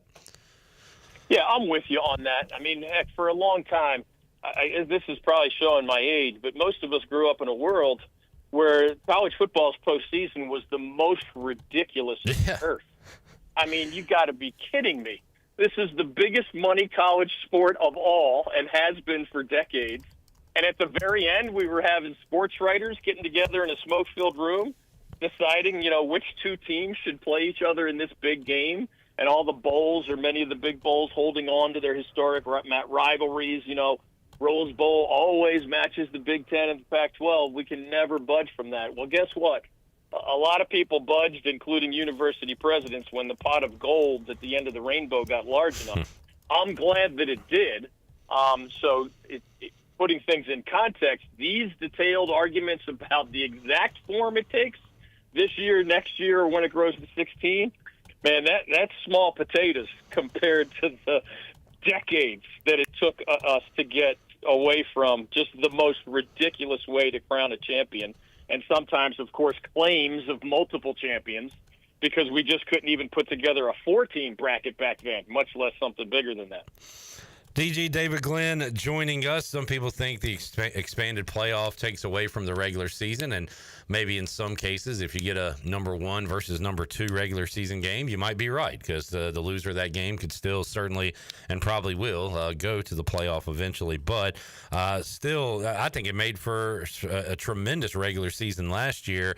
And look at week 1 for NC State and East Carolina. That game very important for both teams from a wide standpoint, but also from the regional standpoint and the rivalry standpoint. And that's how the Pirates will open up this season in Raleigh, David. And we're doing opponent previews. We'll talk to somebody from the NC State camp, but might as well do a mini one here and get your thoughts on Dave Doran's team. First of all, David, how close is and Chandler actually put the game on here in the studio. I'm watching the Military Bowl, which happened a few months ago. How close is the NC State roster that we'll see in the fall compared to that one? What kind of jumps out at you when you look at NC State and what they're bringing in that they didn't have last season? Yeah, you always look at quarterback, right? And the Wolfpack is in a position of strength in that regard, because not only is C.J. Bailey, who, remember, was kind of thrown into the fire as a true freshman because the Coastal Carolina star quarterback transfer got hurt and was sidelined for much of last season. So C.J. Bailey is back for his true sophomore season, and he even gets to keep his quarterbacks coach, Kurt Roper, who was promoted to offensive coordinator after last year's offense was a disappointment for a lot of different reasons. But just as that's a strength for the Pack, it really hurts. I thought Casey Concepcion was one of the best players in the entire Atlantic Coast Conference. His numbers were down last year just because this NC State offense was so dysfunctional. They didn't have a good quarterback for much of the year. They didn't have a good line for much of the year. They didn't have a good running game for much of the year. And he's the real deal. I mean, and he's going to now play in the SEC. So when you lose somebody like that in the transfer portal, and of course, yes, the Wolfpack signed a bunch of quality transfers inbound as well, including on the offensive line and defensive line. But that's a big, big loss. So those are the first two things that jump out. Yes, solid quarterback returning with some experience under his belt. But, man, your biggest game breaker is now off to the SEC. Yeah, they have the running back, David Smothers, back as well. What is looked at as their strength? Hollywood. Hollywood. Because for East Carolina, I mean, I'm a little worried about the defense, where I think the Pirates might be in some shootouts this year. Like, what about NC State? What side of the ball do you say, okay, this is going into the year? Obviously, things can change, but early on, they're going to rely on this. Would it be, the offense or the defense? Yeah. Under Dave Doran, it's usually safe to assume that they're going to be pretty solid at the line of scrimmage. Yeah. That's usually the case on both the offensive line and the defensive line. But that's a great question that I don't think has a super clear answer right now. And that's not just the Wolfpack. There's so many moving parts in college football right now. I mean, we cover the transfer portal pretty closely at the North Carolina Sports Network. And I remember compiling that list of incoming and outgoing back in December and January, the first window, and that was enormous. I mean, there were 20-plus guys leaving and 20-plus guys coming in, and then after spring practice at all these schools, there was another window. And sometimes the guy who arrived in January chose to leave in April. So there has never been more movement on depth charts of the college football teams that we follow than in these most recent years, where most transfers, of course, are immediately eligible. You had the extra COVID year for a few years, so guys were just older than ever. But it makes it harder to predict. Like, as a guy who's covered the ACC extremely closely for a long time, I can tell you Clemson's going to be really, really, really good. Right. I'm guessing that Miami and SMU and Louisville are going to be pretty good. After that, man, like if a Wolfpack fan wanted to tell me that they were going to be the surprise team, maybe. If a Carolina fan told me the same, maybe. If a Duke fan told me the same, maybe. But most of those teams that are viewed more as middle of the pack, if you told me they might go 3-9, I'd believe you. And if you told me they might go 9-3, I might believe you. That's just where we are in college football right now. David Glenn joining us, Pirate Radio Live Line. David, while we got you here, and this is a topic on its own, but I like having intelligent folks on the show to help me and my listeners out. When it comes to the house settlement, I guess my main question with this is, like, who is it good for? Who does it hurt? I mean, it's good for the athletes, right? It's good for sure for the athletes. Is this going to be a situation where you further divide the haves and have-nots? Is it an opportunity for ECU to get closer to the haves, or is it an even break there? Who is this advantageous for the most, David, with this house settlement? Well, it starts with those who have the wealth as universities to pay up to that $20.5 million basically salary cap that they're calling revenue sharing. But remember, the NCAA is an organization that is more than 100 years old. And on July 1st of this year, 2 weeks from now roughly, for the first time in more than 100 years of college sports, university athletic departments can just hand over cold, hard cash to their own athletes, spread largely among football and men's basketball players, but every school can do it their own way. And what the expectation is right now, Cliff, is that the top four leagues all have enough wealth to spend all the way to that $20.5 million a year revenue sharing cap.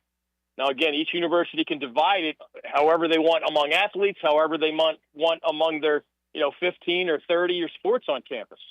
And all the coaches, of course, want as much as possible for their team. And all the star athletes want as much as possible for themselves.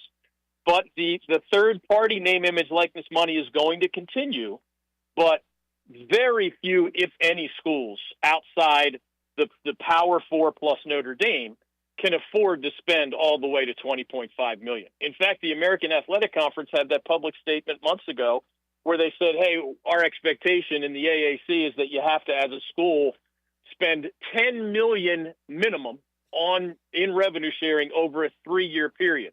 So it could be $2 million the first year, $3 million the second year, $5 million the third year, or any other combination. Now, you can go higher than that as an American member, but it's all going to come down to the wealth on your campus and funds available.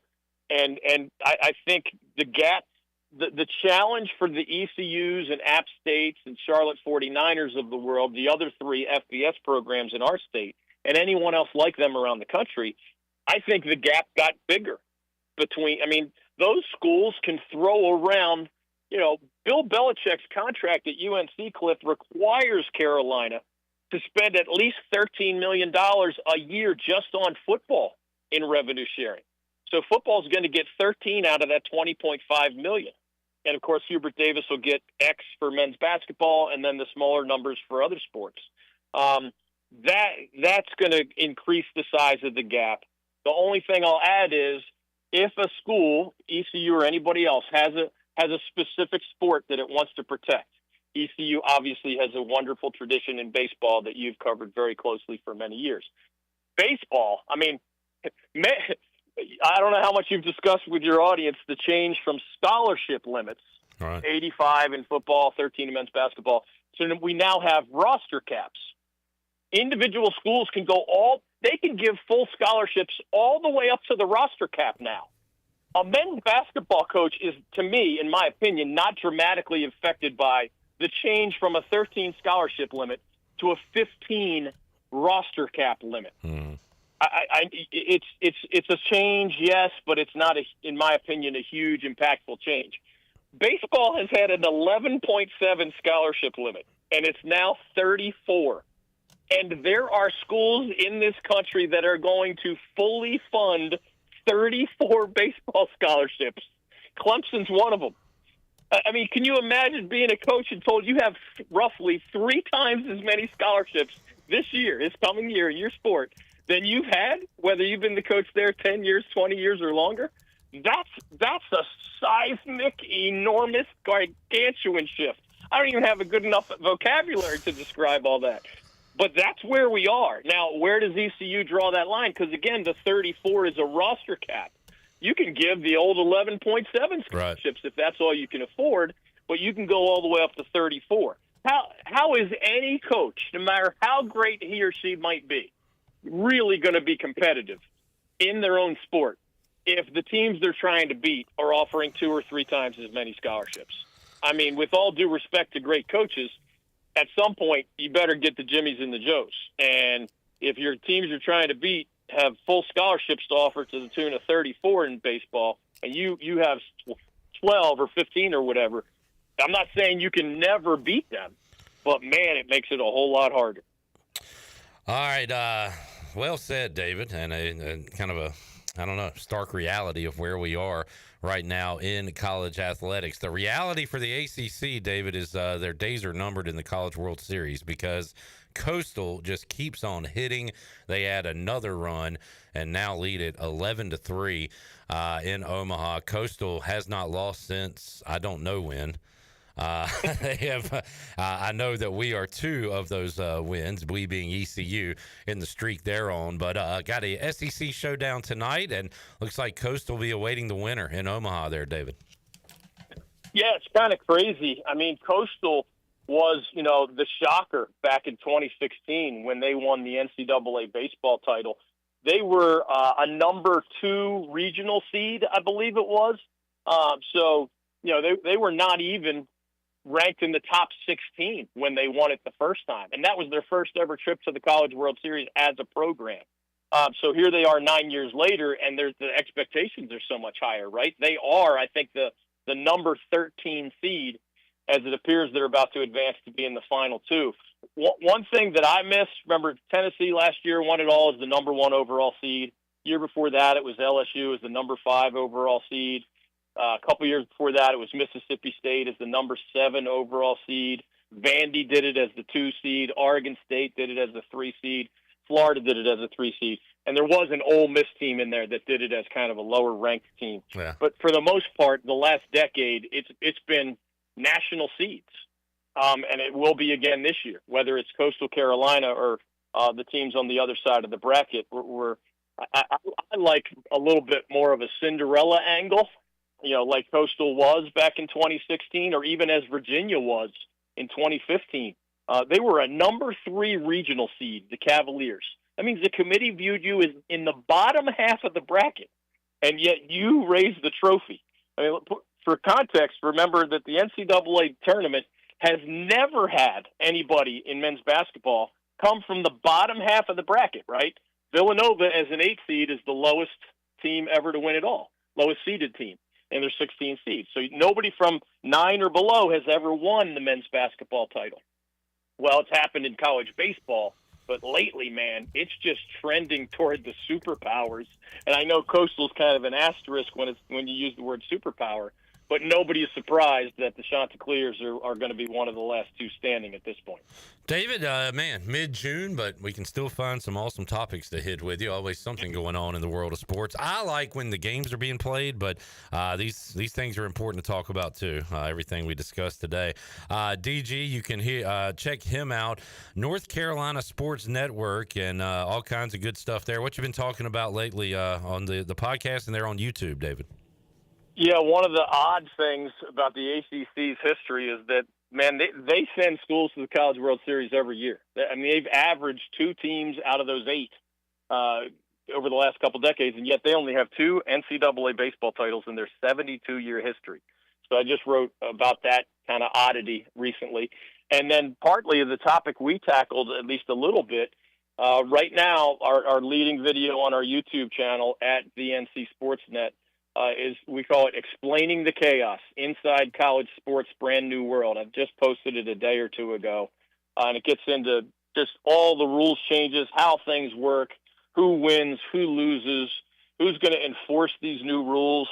I mean, there's now a fair market value test that all third-party name, image, likeness deals must go through. There's a clearinghouse. A famous accounting firm is going to evaluate every deal over $600. And, man, I'm telling you, I don't know what form of chaos is coming our way. There's going to be a whole lot of unhappy people when this clearinghouse starts telling people, no, you can't pay that athlete $1 million because what you're asking him or her to do is only worth $100,000.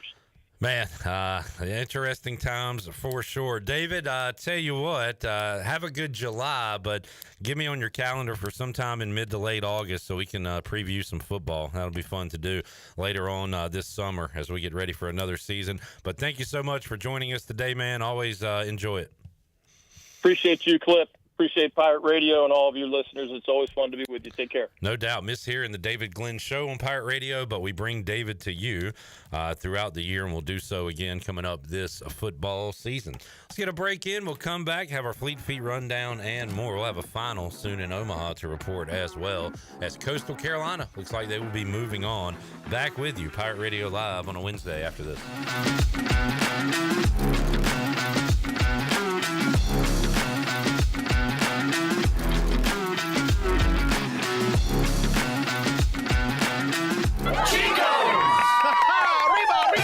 Chico's Mexican Restaurant is where the fiesta never ends. Grab your amigos and head to Chico's every Wednesday for shrimp tacos for only $9.99. Plus Wednesdays means all Mexican imports for just $2.99. Thursdays, enjoy your favorite beef, chicken, or vegetable fajitas for only $9.99. For Mexican food and fun, it's got to be Chico's Mexican Restaurant in downtown Greenville and online at chicosrestaurant.com. Chico's, where the fiesta never ends. The crack of the bat. The roar of the crowd. Baseball is back in Kinston. Come cheer on your Down East Bird Dogs. What's the Down East Bird Dogs pay? The crack of the bat. The roar of the crowd. Baseball is back in Kinston. Come cheer on your Down East Bird Dogs. What's the Down East Bird Dogs pay? Stella Artois is a world-renowned Belgian beer with over 650 years of brewing heritage. Stella's rich, full flavor and smooth finish is perfect for making moments worth more. Stella's non-alcohol option, Stella 0.0, offers the same iconic taste without the alcohol, ideal for those looking to enjoy Stella anytime. Stella, whether celebrating big or small, Stella is the perfect choice for elevating the everyday. Proudly distributed by Carolina Eagle Distributing since 1989. Do you want to get rid of wrinkles, tighten and lift your skin, smooth your skin texture, erase veins and brown spots, get rid of unwanted hair and under-eye fat pads? Are you interested in Botox or filler? Contact the licensed professionals at Beauty Bar MediSpa for a free consultation and ask about our newest technologies and treatments. Learn more at beautybarmedispa.com, Red Banks Road, Greenville. Enjoy your visit, love your transformation, and go Pirates. This June, it's employee pricing time at Washington Chrysler Dodge Jeep Ram. You heard right. You pay what we pay. Get up to $12,000 off the Motor Trend Truck of the Year, the 2025 Ram 1500. Looking for adventure? We've got employee pricing on the 2025 Jeep Wrangler and the award-winning Jeep Grand Cherokee. These deals are hotter than a Carolina summer, but only for a limited time. Hurry to Washington Chrysler Dodge Jeep Ram today, where you don't need a badge to get the employee discount. Washington Chrysler Dodge Jeep Ram. Drive a little, save a lot.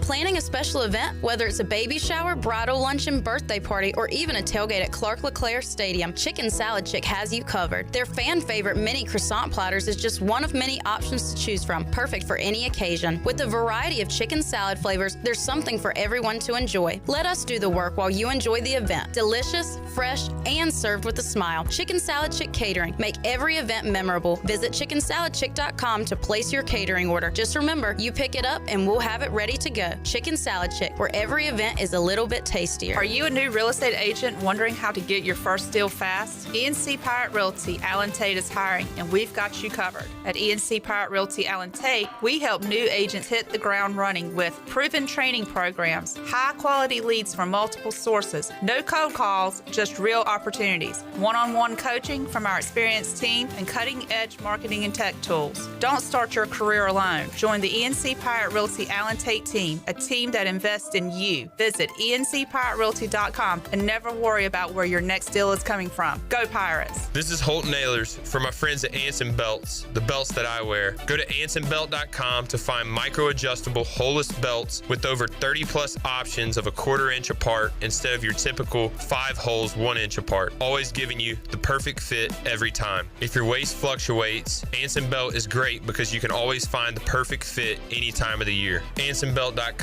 Over 10,000 combinations to choose from, a belt for every occasion, and the official belt of the Holton Ahlers Show. What's the best bit about being a pirate? Pirate Radio. I suggested it might be the looting. Whereas I contend it's the shiny cutlasses. And I thought it was a chance to catch exotic diseases. The voice of the Pirate Nation.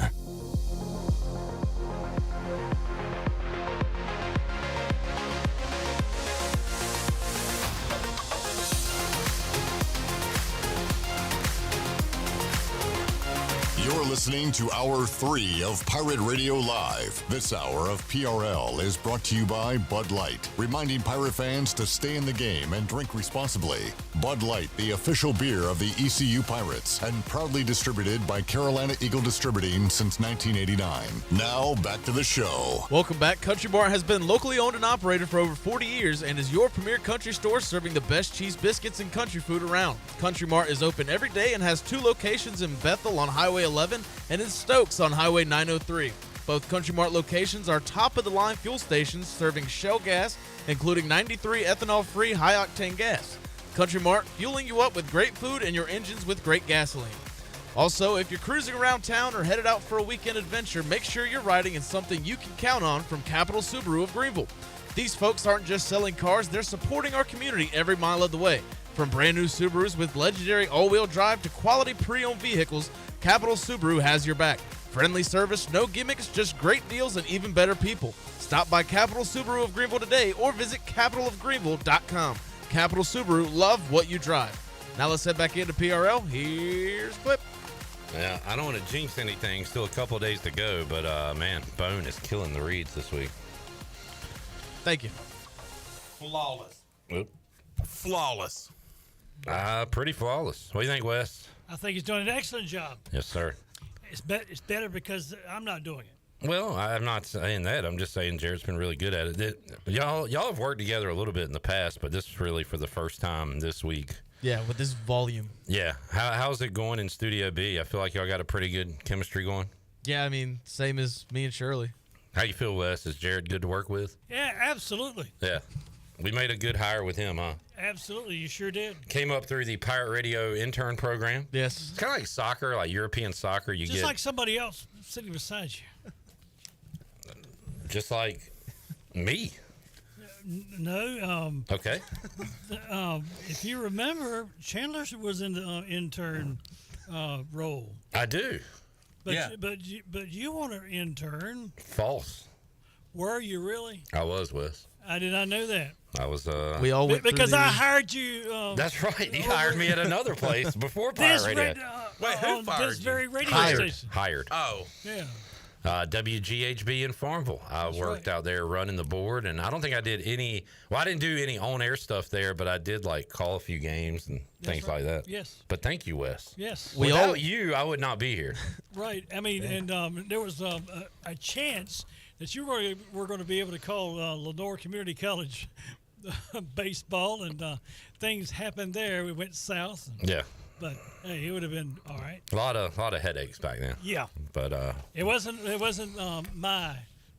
No, not your fault. No. Wes, I want you to take a stab at how many years it will be that I've been here in August.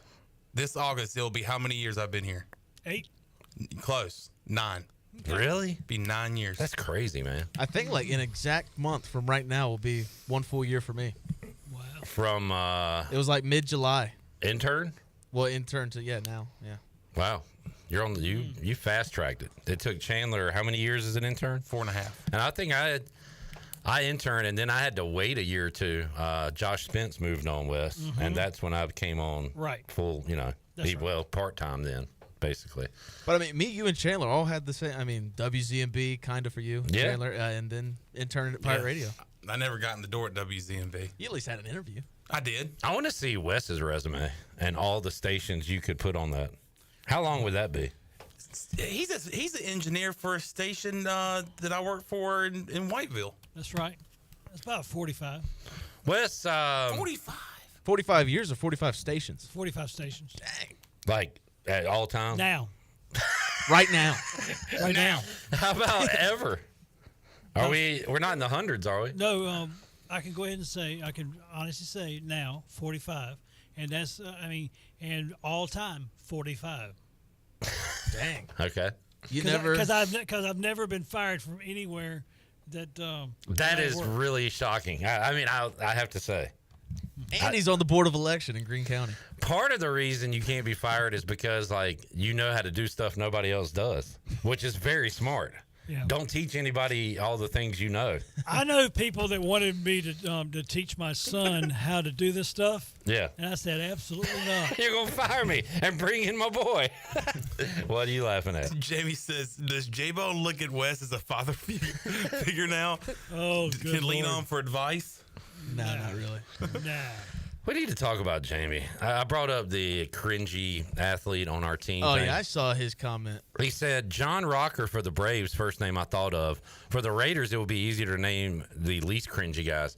I know you're trying to be cute and funny, Jamie. We're talking about your own team. If you're not naming a Red or a Colt, shut up. Have we been too nice to Jamie? I mean, he's been great to us. He's here every day. Yes. We appreciate him. But and also I'm sick of this guy.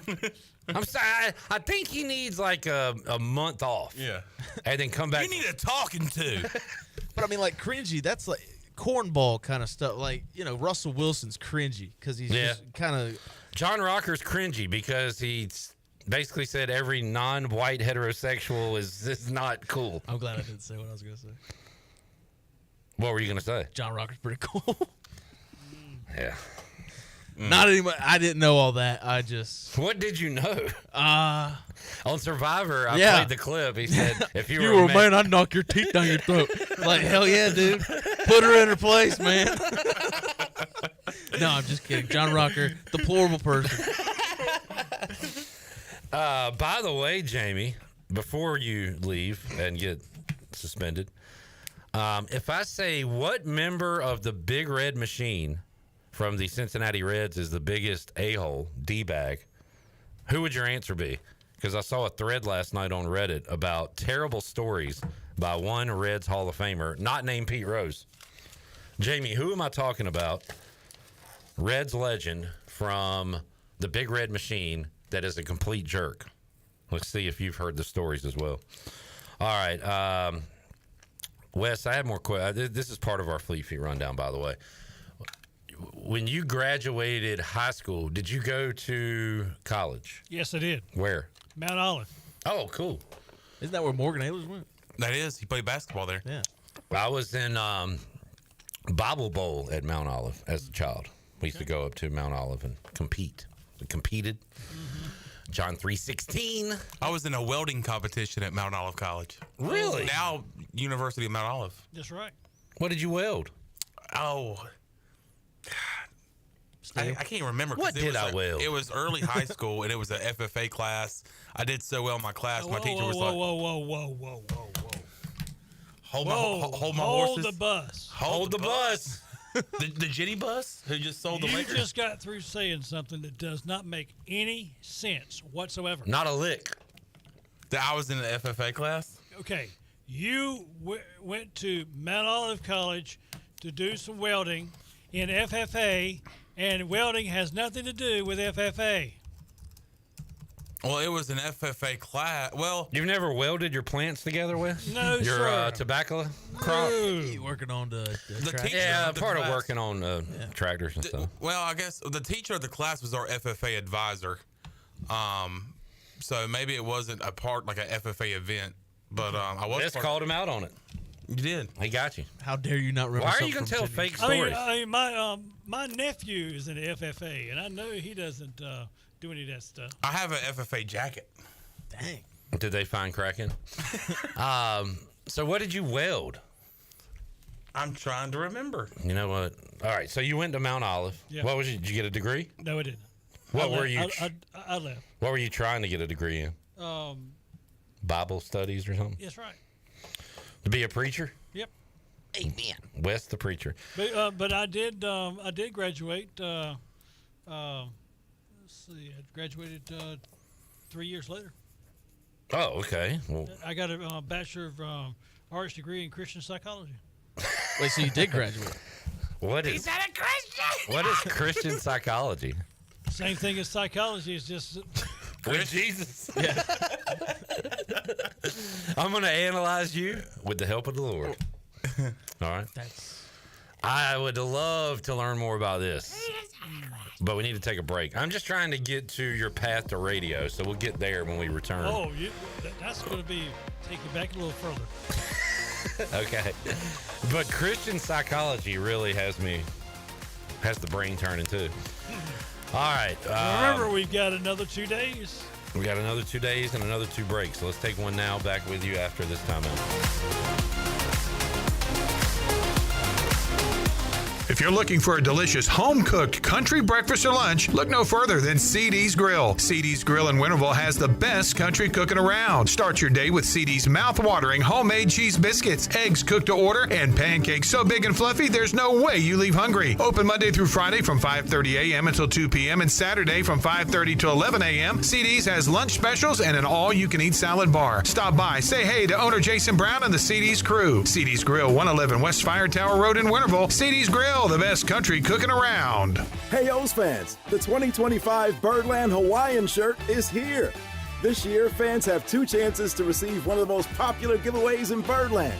Be one of the first 15,000 fans on Tuesday, July 8th, or one of the first 20,000 fans on Saturday, July 12th, for your chance to get this season's Hawaiian shirt. Join in on the fun when Tropical Vibes meets Orioles baseball.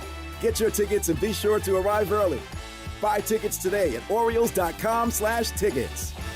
Capital Subaru of Greenville is transforming your everyday commute into something a little more extraordinary. Subaru was just named 2025's best overall automotive brand by Consumer Reports, and there's never been a better time to drive one home. From the adventure-ready Outback to the sleek and efficient Forester, they got the perfect ride for you. In addition to their great selection of new and used car inventories, the Subaru Service Center is commanded by a team of experts, handpicked for their knowledge, passion, and promise to treat every car as if it's their own. Capital Subaru of Greenville, off Memorial Drive, or online at capitalsubaruofgreenville.com. Spring is a great time to plant flowers, trees, and bushes.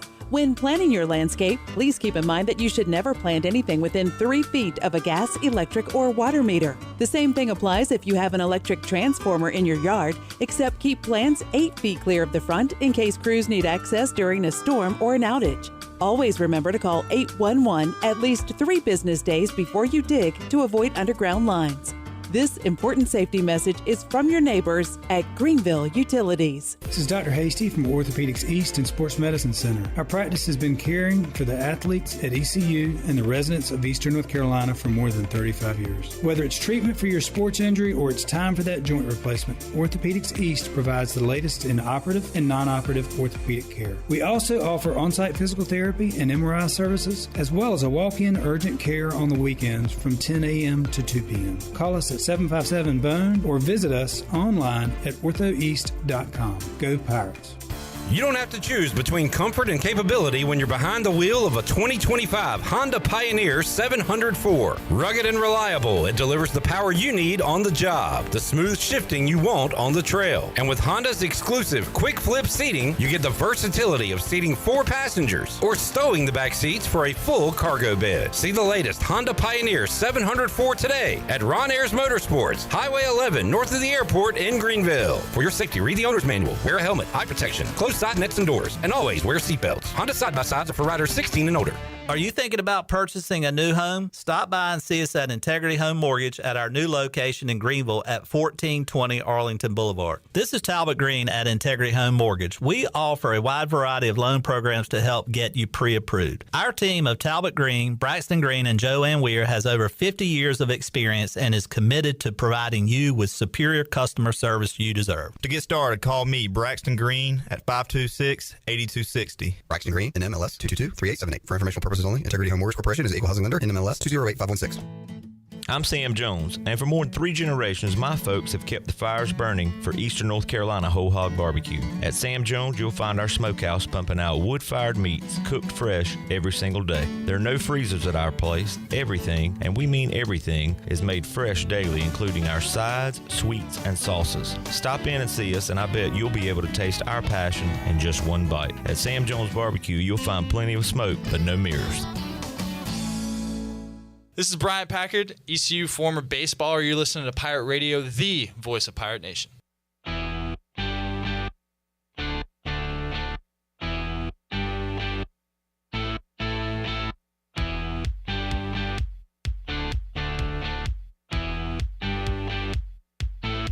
You're listening to Hour 3 of Pirate Radio Live. This hour of PRL is brought to you by Bud Light, reminding Pirate fans to stay in the game and drink responsibly. Bud Light, the official beer of the ECU Pirates, and proudly distributed by Carolina Eagle Distributing since 1989. Now, back to the show. Welcome back. Where do you find the best selection of pre-owned vehicles in Eastern North Carolina? DriveHereNow.com. DriveHereNow.com is a combination of Greenville Auto World and Greenville Motor Company and is fully stocked with an inventory of SUVs, trucks, and cars. Get shopping today at DriveHereNow.com. DriveHereNow.com, supporting the Pirates for over 48 years.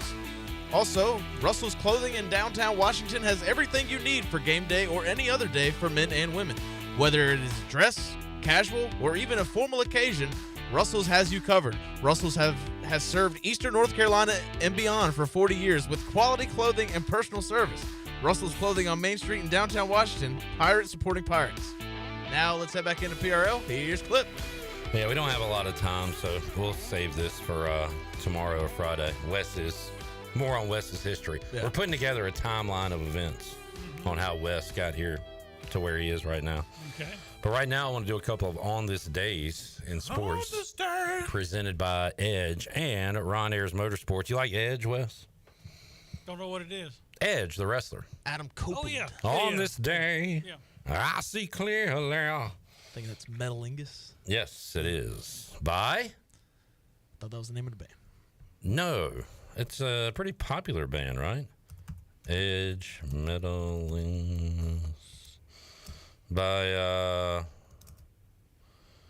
you know what? I don't know. Yeah. We've got other folks here. They can look it up if they want to. On this day in 2023, Wyndham Clark won his first major. He won by one stroke, Wes, over this famous Irish golfer in 2023. I don't know no Irish golfers. Jarrett, famous Irishman. Lowry? Nope. No. Chandler? Rory McIlroy. I didn't hear the questions. You've heard the name, Wes, right? Yeah, I've heard it. He just won the Masters. All right. On this day, another U.S. Open in 2000. He won his first U.S. Open by 15 strokes, Wes, over Ernie Els and Miguel Angel Jimenez. Who did that in 2000? Tiger. Ding, ding, ding. Very good. Y'all don't know El Presidente, Dennis Martinez. Dave Portnoy. He became the 92nd pitcher to win 200 games on this day in 1993 for this now defunct baseball team. They were Montreal? good in the 90s. Montreal Expos. That is correct. Don Sutton, Braves announcer, became the 19th pitcher to win 300 games on this day in 1986. Wes, Fuzzy Zeller beat the Shark in the 1984 U.S. Open on this day. What golfer went by the Shark? He was Australian. I feel like I've seen you wear a shirt, maybe. He's got a design line. You don't know the Shark? That is Greg Norman. Okay. What do you think about Greg Norman, Coach Steve Ellis? He's a shark. He's the Shark. He's a shark. Jared, on this day in 1977, Reggie Jackson and Billy Martin got into a dugout altercation as members of this team. Reggie Jackson and Billy Martin. Billy Martin was the manager. Yankees. Yankees is correct. Chandler, on this day, Hector Cruz and my cousin, my uncle Lou Brock, hit inside the park home runs for this team. St. Louis Cardinals. That is correct. Well done. This has been On This Day in Sports, presented by Ron Ayers Motorsports. Can you believe they're celebrating 50 years? 50 years. They're also still celebrating Father's Day. Father's Day was this past Sunday, but they're celebrating all month long in the month of June. Go there, spin the wheel, and you'll have a chance to win a prize if you are a father. They did it last month for Mother's Day. They're doing it this month for Father's Day. So go out, help them celebrate 50 years of business at Ron Ayers Motorsports. Tell Jimmy we sent you. By the way, that grade A butthead from the Reds, Big Red Machine, according to a lot of stories I read online, I want to ask Coach Hudd about this too. Johnny Bench, legendary catcher. Wow. Apparently a jerk. See if Hud's got any stories. We are back to wrap it up here on a Wednesday. Back with you after this.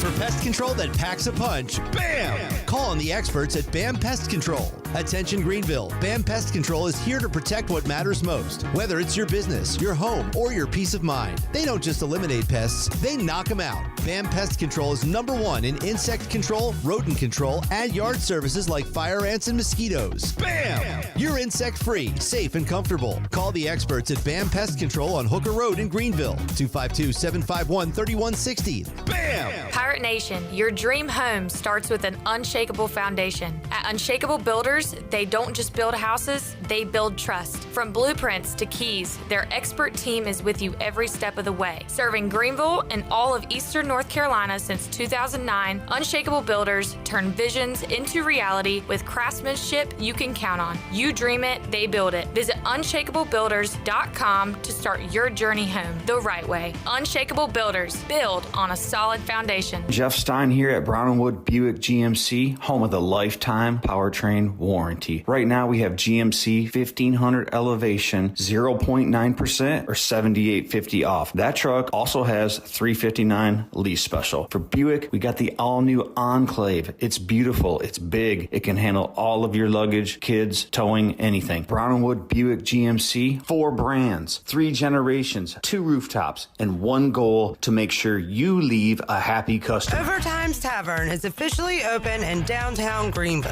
Whether you're craving a cold drink, hot meal, or just a place to unwind with friends in a laid-back atmosphere, we've got you covered. Join us daily from 11 a.m. to midnight every day, or stick around for our late-night hours on the weekends. Follow Overtime Tavern on Facebook or Instagram for daily specials and events, including live music. OT's is right across from the Sheets on Charles Boulevard in downtown Greenville. Overtime's Tavern, where every hour feels like overtime. Wow, you've been looking way more rested lately. What changed? I finally got a new mattress from Mattress by Appointment in Washington. Oh yeah? I thought that stuff was crazy expensive. That's the thing. I got mine for like 60% off what you pay in a store. They do up to 80% off retail prices on big name brands like Diamond Mattress, Brooklyn Bedding, and Tempur Sealy. Seriously? How? It's all appointment based, so no pushy salespeople, just one-on-one help. I even took it home the same day, and I only put $1 down. Okay, I need that info. Where do I go? Easy. Just hit up mattressbyappointment.com and book a time. Trust me, you'll sleep like a legend.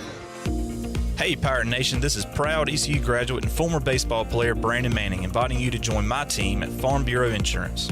Right now is a good time to review your coverage with a local trusted agent like me. I will make myself available before or after business hours, and my clients always have my cell phone number if they need anything. From home, auto, or life, give me a call today and let's talk about your insurance coverage and about the Pirates. Call 531-1812 and go Pirates! This summer, the Greenville Yard Gnomes are back at historic Guy Smith Stadium. Hey there, it's me, Gnomeo, the Yard Gnomes mascot. You've heard of gnomes bringing good luck, right? Well, I'm here to bring you great baseball and tons of fun, too. We're excited to have a great team, including a few ECU baseball players this year. Season tickets are on sale now, so visit yardgnomesbaseball.com to get yours today. We'll have great food, cold drinks, and fun games for everyone. Come out and hang with your gnomies this summer and have some fun at the ballpark with us, the Greenville Yard Gnomes. There's a common misbelief today that to make it further, you need to push yourself, that you need to give up any joy to continue your rigid routine. Or you could try another way. Take some time to enjoy life, like having a Michelob Ultra with friends, because happiness is essential to living an exceptional life. Michelob Ultra, a refreshing and balanced flavor with only 2.6 carbs and 95 calories. It's only worth it if you enjoy it. Enjoy responsibly. Michelob Ultra, proudly distributed by Carolina Eagle Distributing since 1989. Pirate Radio. He's a pirate! Obviously, duh. The voice of the Pirate Nation.